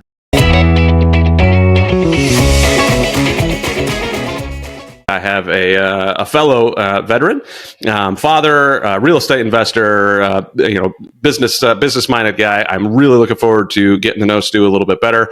But we got Stu Grazier on the podcast. Stu, why don't you go ahead and introduce yourself? Tell us a little about your family, a little bit about your business, and then we'll kind of go from there. Stu Grazier. I am a husband to my beautiful bride, Crystal. We've been married. August will be our 15th year anniversary. And then we have 2 amazing children, 8-year-old daughter, her name is Collins, and a 5-year-old son, his name is Wells. Or if you ask him, he's 5.5. Got to make sure that the half is in there. It needs to be there. And, I've dedicated my life to really, being the best husband, the best father, and just the best leader that I could possibly be in the community. I'm a veteran. I retired from the Navy after 20 years of service last June of 22. Congrats. Awesome. Thanks, man. So I flew helicopters for about 10 years, and then I transitioned and flew C-40s or like a Boeing 737 as well. And then lastly, like you said, real estate investor, own multiple businesses. Started doing investing when I was right out of college in flight school in Pensacola. I started investing in real estate, and I've tried about every asset, every niche, every strategy that I could possibly do. I've failed a lot. I've learned a lot, but somewhere along those lines, I've found some success in a few things too. We've been pretty intentional about that. After kind of going through that aha moment of reflection, I try to, I think it was in another book or podcast I listened to. It's a book, I'm blanking on it now, but it'll come to me. But it talks about, creating basically digital minimalism and, doing an hour of no devices a day a week, and a week a year. And so that can become a goal of ours. So like for me, same thing, like dinner time, everything goes away. Like, phones, iPads, computers, none of that stuff comes to the table. And we intentionally sit down for dinner as a family and spend an hour of talking and hanging out and, not being in front of a phone. Yeah. We started doing Sabbaths on the weekends. Nice. Sundays, become our Sabbath day. Same thing. It's 24-hour digital detox. Like we're not on computers. We're not on phones. We're not on TVs. We're reading books. We're hanging out. We're going and doing hikes, out in Colorado. We're going and doing, just hanging and enjoying what God provided for us. And then I haven't done it this year, but it's coming up in July. We'd go and I'm going to plan on doing a week of, again, like just a digital detox. No work, no computers, no phones, no nothing, and just shut it down. And what I've found is, man, it's just like an amazing reset. Even just that hour of not even being on it, and what I think it's doing is it's modeling what success looks like for our kids. again, like if my kids just see me on my phone all day long, they're going to do the same thing.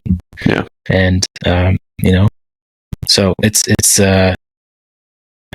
good to do that kind of stuff, to be present as a dad, without the phone or computer in front of your face. Yeah. So there's a guy I listen to, Dave Rubin, that he every month or every year he spends a month offline, like doesn't like no computer, no nothing. He's got one cell phone that is like a burner cell phone that people have just in case there's an emergency, like they can call them. But I couldn't imagine doing a month. But you mentioned doing a week. How many years have you done that, or how many times have you done that 1 week detox? And kind of walk me through what that actually looks like. I haven't done the week yet. Shocking to me. Okay, so this is going to be the first one. This is going to be the first one. Yeah, this is going to be the first one. Yeah, we're doing it. Let's hear it. Yeah, I mean we're going to Mexico end of July, and I'll probably bring the computer, but it's going to stay in my backpack. And the phone basically just plans on being on silent mode, and only a few people are going to have access to really calling, like my mom, my dad, and my wife's going to be with me. So really just my mom and my dad. I'll look at it probably once a day just to see if either of those two people have called or texted. And besides that, man, just it's shutdown mode. We're just going to be being on the beach and going on adventures with the family. That sounds awesome. Yeah, I would love to challenge myself to do something like that. It's that's a tough one to think through. You definitely got to put some systems in place. You got to put, sure. You got to make sure that the right people know. If you own property, property management needs to know. Your business partners need to know. Your other family members need to know. But I mean, it's a week. Like, even I don't know what the worst case scenario is for your business, but like, I mean, we had a house burn down. We had a rental property burned down. We didn't even know about it for like a week and a half after. And same thing is going to happen on day one of knowing there's a fire versus a week after there being a fire. So I think depending on your business partners and your family, you can probably go a week without responding. And that's back to that, like, we are so used to immediate gratification. Like, if I'm sending a text, I want to text back immediately. If I send an email, I want to, and I feel the same way. Like, I need to get back to that person. You don't. I mean, think about our parents. Like, they didn't have all this technology. Yeah. And they got along in their businesses just fine. Yeah. Even when we grew up, we didn't have this technology, right? I mean, it was still calling the movie theater and pressing 1 to hear what movies are going to be playing that night, right? On a phone that's attached to the wall. So but it's as you're talking, the more I'm like, man, that totally is feasible. It's just again, having the systems in place to be able to do it and show your family that's what they mean to you is you can do this. And what example am I setting if I'm again putting the phone in front of them, and setting expectations for others too. There's another guy, he's a realtor actually here in Colorado. And he has on his email, like his email signature line basically says, I check email and respond once a day at 4 p.m. Mountain Time. If you don't hear from me within those hours, wait until the next day. Wait until the next day. Yeah. Yeah. In kinder, better words, but essentially like, hey man, I have a window where I'm going to check email and you're not going to hear from me until I do that. So just setting that expectation, right? Like, you can do an out of office reply. You can leave a message on your voicemail that says, hey, I'm on vacation. I'll get back to you next week. Like, I think if you just set those expectations and ensure your systems and processes are in place, I think your family will thank you. I promise you. Like, there was another social post or something that I saw. I ended up resending it out on mine that it was like basically a circle chart, and it said people that will thank you for staying late at work, and it was like 99%. It was, what was it? It was people that will remember you for staying late at work, and 99% had family, and then the other 1% was everybody else. We do the same thing from when we're kids. Like, what do we see our parents do? Well, that's what we do. What we do until we start breaking it down. You know, I've mentioned it a bunch of times on the podcast, but like I was paycheck to paycheck back when I was an enlisted guy. It didn't change until like I was in college and I got married to my wife when I was in college. After I got out, and she had this magical thing called a savings account, and I said, What's world do you have that for? Like, this doesn't make any sense to me at all. And but looking back on it, I mean, that's what I always saw when I grew up. That's what I saw all of my other former enlisted folks do. Like, that's what we did, you know. And so until you break that down and try to realize, okay, why am I doing what I'm doing, and is there a better way to do this? You know, that should be a constant refresh. Like, that should be part of your monthly and quarterly, you know, planning session. Is, okay, what am I doing now? Is it still working? Why am I doing it? And should I still be doing it? My wife tells a story that she was told by her grandma or something, that, you know, this woman was cutting or making a ham for Christmas. She cuts the two ends of the ham off, puts it in the pan, throws it in. And the husband's like, "Why do you always cut the two ends of the pan or the ham off? I don't understand." She's like, "I don't know. That's what my mom always did. So let me call her up." So calls up mom. "I don't know. That's what my mom always did." So they call up grandma, and grandma's like, "Oh, because the ham was always too big to fit in the pan, so I just cut the two ends." And like, yeah, okay. So all these years you've just been cutting the ends of the ham off because it didn't fit in the pan 40 years ago. But we have a new pan. It fits in the pan. Don't do it. You know. So reassessing what we're doing on a regular basis should be a continual thing. Have you read the book, The Family Board Meeting? Yes. That was a pretty impactful book for me too. We started implementing, quarterly family board meetings with our two kids, and that's that same idea. It's 4 hours, right? You schedule it once a quarter. You do basically a date with your kid, one-on-one. No devices, no phones. Only reason you can have a phone is just to take a picture for a memory. But you ask your kid what they want to do for 4 hours, and include a meal in that, and you just be present, man. You go and have fun and do whatever your kid wants to do. You go have a meal and you talk and you ask questions, and as I'm doing that with my 8-year-old and my 5-year-old, the questions and the conversations are pretty simple. But just think if I'm doing that every single quarter, how much trust are they going to put in me, and having those deep conversations when it gets to 14, 15, 16, 17, 18, sure. Those conversations matter a whole lot more. And it's just once a quarter for 4 hours. I put it in my calendar, and I failed miserably at doing it. Miserably. Because you said, that's once a quarter, right? It's not that difficult. But I failed miserably at accomplishing the task. And I need to go back and listen to the book again, just because. And that one, the subtitle talks about 18 summers, right? Isn't that 18 summers? Right. So, I mean, you only have 18 summers with your kids. My kids started school early, so I only have 17 summers with my oldest, right? And it's like a constant reminder, and it's one of the reasons I've actually thought about doing. I'm probably this close to actually doing homeschool, because I want to spend a little bit more quality time with them. And my oldest was in kindergarten when COVID kicked off. So when I told him about homeschool, like I was thinking about doing homeschool now, it's like, just imagine, like daddy loves to travel, and I could take you guys with me if we do homeschool. Like on the trips that I do, whether a business trip, whether a personal trip, whatever, I could take you guys with me.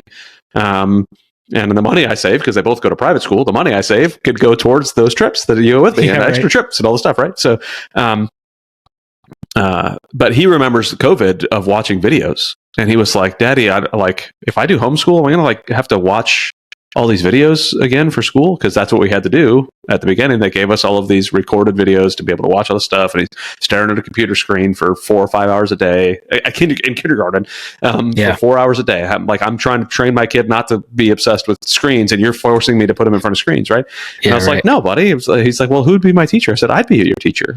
I'd be your teacher every morning." He's like, "Oh, I could totally do that, Daddy. Yeah, I could do that. You could be my teacher, So what a different world. He was like, yes, that's more time with my dad, and I could, yeah, Dad. It scares the heck out of me, because I'm thinking to myself, well, me be a teacher. I'm already smoked, right? But again, what a blessing. I'm in a position where I can, and I'd love to be able to bring my kids around everywhere I go, and be able to impact everything that they think about, right? I could add business classes to their school structure. Sky Zone could become gym class, right? It doesn't have to be going to the golf course could become gym class. They take the boys out golfing, and Like what a life-changing experience I think that would be. So I'm this close to pulling the trigger. I've got a meeting on Wednesday with somebody to kind of go over some stuff, but Nice. I want that time with the family. I want that impact. I want to be able to lead my family well, and know that like they're the priority. It doesn't matter, again, how successful I am, how many more businesses I run, how many more properties I buy. It doesn't matter any of that stuff if I don't have a relationship with my family. So that's right. 100%, man. I also fear that being the homeschool teacher will ruin my relationship with my family. So, because like I struggle with homework, so I'm like, boy, if I have a hard time with homework, like how am I going to do all of the schoolwork? This is going to be an interesting time, right? So, yeah. Well, maybe there's a combination that you could do. I know there are different types of schools and stuff out there where you can do it a couple times a week, and there's co-ops where you can kind of do it as a group, or have somebody else teach. I'm sure there's some creative ways that you can do it as well, where it's just not all on you. Yeah, and that's what I thought about doing, is finding one of the guys I interviewed or talked to was saying that they hired a retired teacher who just wanted to kind of have something else to do. They paid her $20 an hour to basically come over and be the teacher. Like, so she'd come to the house and be the teacher, and it was roughly the same cost as going to a private school, anyways. So 3 hours a day, the tutor would come over, $20 an hour, and just lead the instruction. And to me, that's a solid option to be able to just okay, hey, let me be a part of this one. I love math, so let me teach math. Let me do that part, and let the teacher do the part that I'm not so good at. I'll do math and science. You do English and reading. That's not my strong suit. I listen to books at 3x. I don't read books at 3x. So even if you don't, let's say you choose not to do the homeschooling route, as a dad, we can still be really intentional about putting the time in to be the teacher, to be the role model, to be the one that's leading your family through, making sure they know, values, and teaching them the stuff that they're not going to get in school, because there's a lot of stuff that you want to make sure that they know and learn that they don't get in school. For sure. I read The Intentional Father. Have you read that book by John Tyson? He takes his kid. He talks about taking his kid through a journey, starting basically a journey from boyhood to manhood. How many? I don't know. Do you know when you officially became a man or not? Nope. What day? What age? Did you become a man? The American society doesn't have that, right? And there's a lot of other cultures, a lot of other societies that do.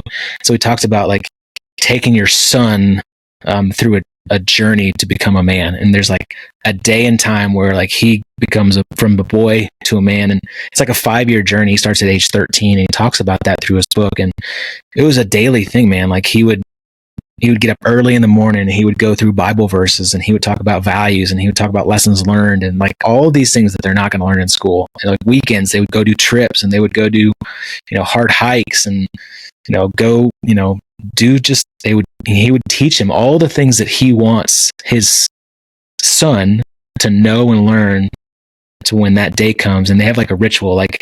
He talks about they went to some lake, and he runs out into the water, and he comes back, and they do almost like a night dubbing ceremony where he becomes a man, because he passed the test of all these hard things that he did for the last 5 years.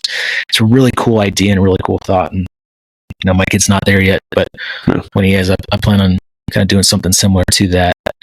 And it's just being intentional, man. It's just as a dad, you get so busy with life and running businesses, and but you have to be intentional with that, and you have to balance that in. I had an image of an Eagle Scout as you were saying that, right?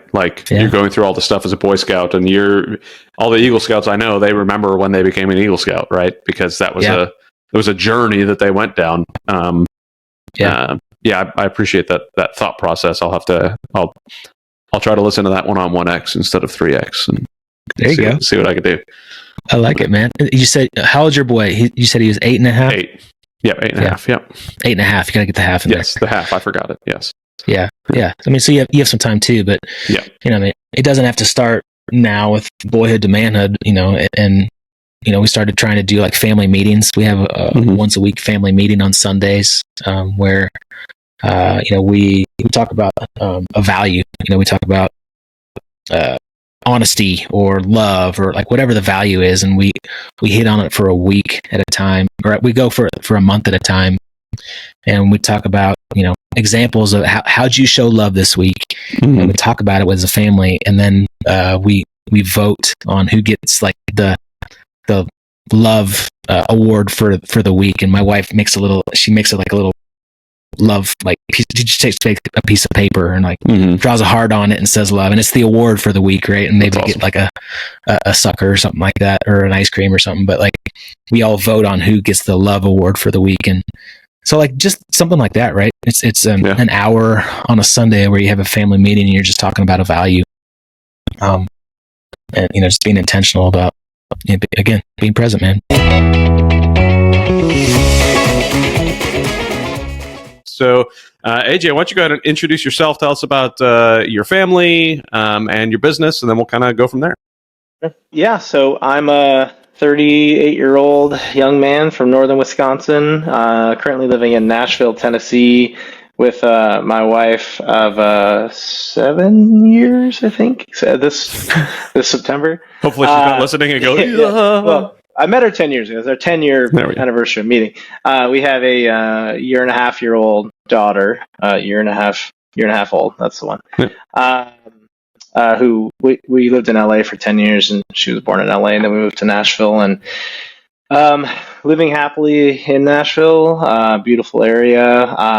I worked in the automotive industry pretty much my whole career, starting with an energy drink that Coca-Cola owned, running the marketing in the Midwest, to managing race car drivers, to working for large wheel corporations owned by private equity. And in 2017, I believe it was, I found myself at a PR agency in LA, helping them build out their digital business unit.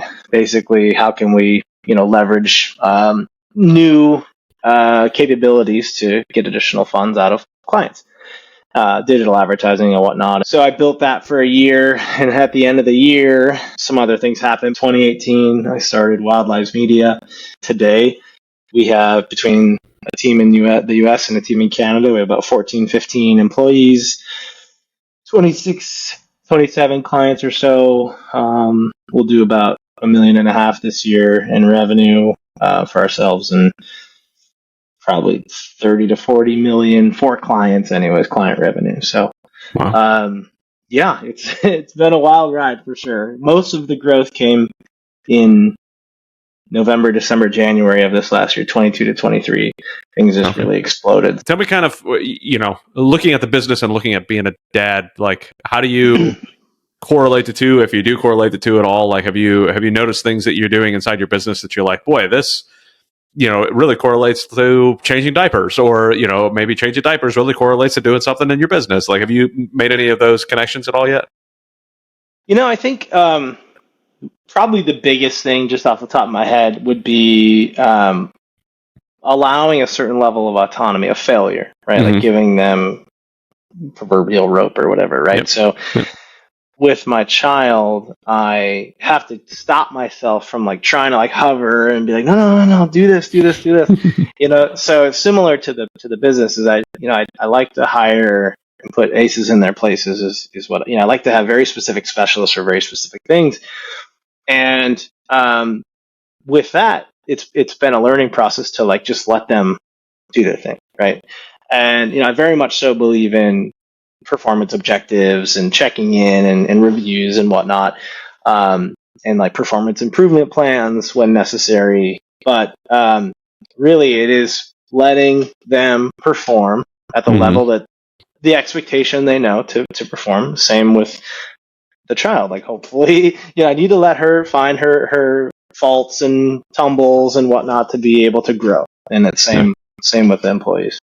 Yeah, that's awesome. Yeah, And that's very difficult as a parent to, especially when you like the literal falls, right? Where you have to literally let them fall and go through things. And I mean, there's obviously times you have to jump in. If your kid's putting their hand on flame, right? Yeah, like let's not let's not let permanent damage happen, right? But you obviously growing up doing various different BMX sports and stuff like that, you're never going to get good at doing some of those tricks and the things that you want to do without falling, without that broken wrist, without those injuries. And it's the same thing with a kid even learning to walk. They're not going to learn to walk without falling and skinning their knee and maybe bumping their lip and getting fat lip. Like, you just got to let them do these things and grow through it.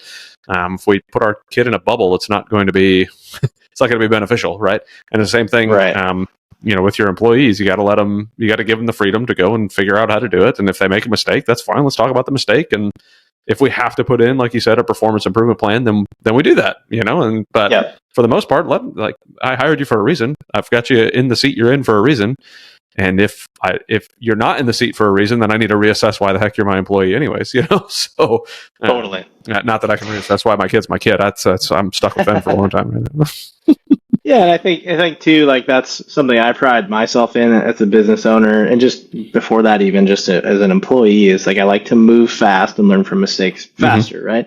And I think that's necessary, especially in 2023. Like, if you are moving too slow, you're going to get left behind. Oh yeah, and that's always been my ethos too. So then, an extra challenge has been like not block. Like, that's my ethos, and like I want my staff to also feel that way.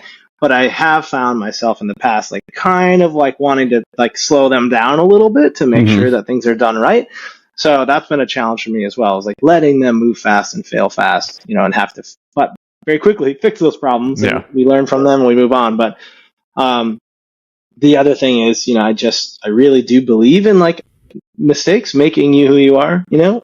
For example, a few months ago, actually. If he listens to this, fine. My former boss at the last company I was at, basically, he also was let go with a whole slew of people. And he started a few businesses, one of which is an agency. And he wanted to merge. He wanted to merge our businesses. I think he's a very smart guy, and he's got some successes as well. But I think he saw my successes and how we complement each other. He's very much like a account management, business development talker, and we are more tactical. But my reaction to him, and still to this day, is like, I don't want to partner with someone who hasn't failed, like actually failed. Like, have to get rid of an office, fire 2 employees, go back to corporate America. Like, that's failing, him being let go. He was very high up at this company and had built it pretty much from nothing to what it was. But you ultimately were let go from your boss, from a board, right? That's to me not failing. So I had said to him, once you fail and you recover, come talk to me. We can figure it out from there. But I really do think that makes you, that forges you. Forges your process, forges your ego for the most part, and kind of defines who you are as a person and as a business owner, as an operator, I should say. Yeah, that's. I think that people are way too afraid of failure. I mean, my kids, even though I can encourage them to fail, they still don't like it. Which none of us do. None of us like failure, right? Yeah. Of course. But I often say, fail often, but fail forward, right? Yeah. I at times it added the fail fast, and I appreciate you saying it because it reminded me that I used to say that. But fail often, fail fast, fail forward, right? Because if you fail fast, you could fix your problem. Like if it takes you 7 years to fail, but you've been doing the wrong process the entire 7 years, like, boy, then you have to look back at those 7 years and go, man, I wish I would have realized this, 6 years ago instead of now. But if you can just work through the process, push hard, fail now, so you know that you need to fix it, and then press forward. But to me, it's a constant. You should be constantly looking anyways, but hopefully you can catch some of the stuff before you fail too awfully hard. But you were about to say something. What's up? Well, and I think too, with that comes taking risks. I think that if you don't take risks, you won't know the limitations or alleged limitations on whatever it is you're doing. And I think this actually reminds me. So my wife's from Miami. We're in Florida right now, and she's from Miami. And for about 6 months, when my stepfather was pretty sick before he passed away, we went back and we spent some time in Wisconsin. my wife had never driven in snow. So, if she wanted to go somewhere, we had to talk about if it was snowing, how would she drive? So then one night I took her to a parking lot, and something that I had to explain to her is like growing up, at least myself, if not all my friends and people in snow states, like you need to know the limitations of braking, of accelerating, of a car, of snow. How far can you slide before you're going to be out of control? What to do with your hands on the wheel, so you have to understand the limitations your own and the vehicle's limitations and how they react together, or you're never going to be a good driver in those conditions, and I think that it's the same thing here is like, until you take the risk and try and find out, you can control the environment for the most part, but you need to have that forethought and figure out what that looks like an empty parking lot at night. What does that look like in business? You have to take those risks to find out. You'll never know. You won't. And then you may wake up in 7 years, like you said, and figured out you've been doing it wrong the whole time because you never took the day or, year-long risk to figure it out. Yeah. I love the snow analogy. I had to write that down. I grew up when I was learning to drive. I was in central New York, lots of snow. You would go to those empty parking lots and you would go and I would do everything from driving as fast as I could, slam on the brakes. Let's see how they react. Hit the e-brake. Let me see what it's like when I go sideways. Granted, a lot of that was a lot of fun too. So of course I was trying to have fun. Yeah. But when it came down to actually driving, I learned so much more about how this vehicle moves, by putting yourself through the wickets, how have you seen being able to do that in a business? Because I'm contemplating how I love the analogy, but I'm trying to think through how that works inside of the business. What would you say you've done to kind of test the limits of your business or your skills in the business to see where you would fail? Yeah, I would say, anywhere from taking a chance on, an expensive employee because you believe in, their capabilities, even though they don't bring any money with them. That's something that we're exploring right now. To maybe, instead of a retainer agreement with a client, you are doing like a partial retainer, but with some sort of licensing agreement on the back end with some, merch line that they're trying to come up with so that you're committing to be able to operate that to make the money off that. That's a big risk, especially, for maybe an agency. Not to say that we're doing that now, but it is on the table. For a marketing agency to take a risk on making money on the back end from merch, that's a huge risk. Could be absolutely massive, or it could be a failure and we have to reevaluate ever doing that again and losing much money, not only on the delta on the client, but also probably the money that you put into that program. So little things like that, I think taking a risk in this regard isn't always obvious. Sometimes it's being creative. It's like, well, what if instead of this, we did this? Like, for example, that. Okay, well, you can't afford the $8,500 retainer. How about you pay $4,000 a month and give us 99% licensing on, these 5 properties to do whatever we want with it. So just even being able to come up with that concept, you have to be creative, but that's also a risk. So it's not always inherent. It's not always obvious. But risks exist. You just have to find them, and chances are, if you're good at what you do, they can pay off. Yeah. I'm looking at those as from a dad perspective. One of those risks. By the time this comes out, I will have already made the decision. But I'm looking at doing homeschooling, right? Which is a very odd. I would have never thought that I'd be looking at that, right? But my sons already go to private school, but now I've been looking at homeschooling. I love to travel. I love to go places, and the school system does not really allow that very much. Right? And I also want to be able to impact my kids on a higher level. To me, it's a very large risk, right? Because I'm running a couple companies and I'm trying to figure out, do I have the time? Do I have the patience? By the time my kids get home from school and I have to help with homework, I've already spent my whole decision making for the day. Sure. Like I'm spent by that point, so I already don't have patience. So I'm like, okay, well, how am I going to homeschool? To me, it's a big risk, but I feel like the risk is going to pay off a lot if I'm able to, when I'm able to successfully accomplish this task, right? So, and if I fail, then it's only my kids, no big deal, right? No, but but no, I mean, I'm not going to know unless I take the risk. I'm not going to know whether or not it was a good idea. If not, all the research that I'm doing tells me that it should be, and But I think the same thing goes with the business. Do the research, know what it is you're getting into, come up with the right plans. Put it in place. If it works, it works. If it doesn't, be smart to be able to take it and jump on it. Jump on the change if you need to. So, yeah, and I think too, how I view risks with fatherhood is probably a little bit smaller risk, but more of them. Something so simple can change your kid's life. Like we're talking about going on vacation to Panama this year. My wife has some family down there, and they're Panama City, so it's like we're looking at that's not far from here. It's a 3-hour flight from Florida, basically, right? So that's not really a risk, but it's like when we get there, are we going to do like an overnight on a catamaran, like things that are like they're risky for us as parents? Just like I have no idea how any of that stuff's going to go, but those are just smaller risks, but I think they add up to like completely changing a kid's life, for the better, right?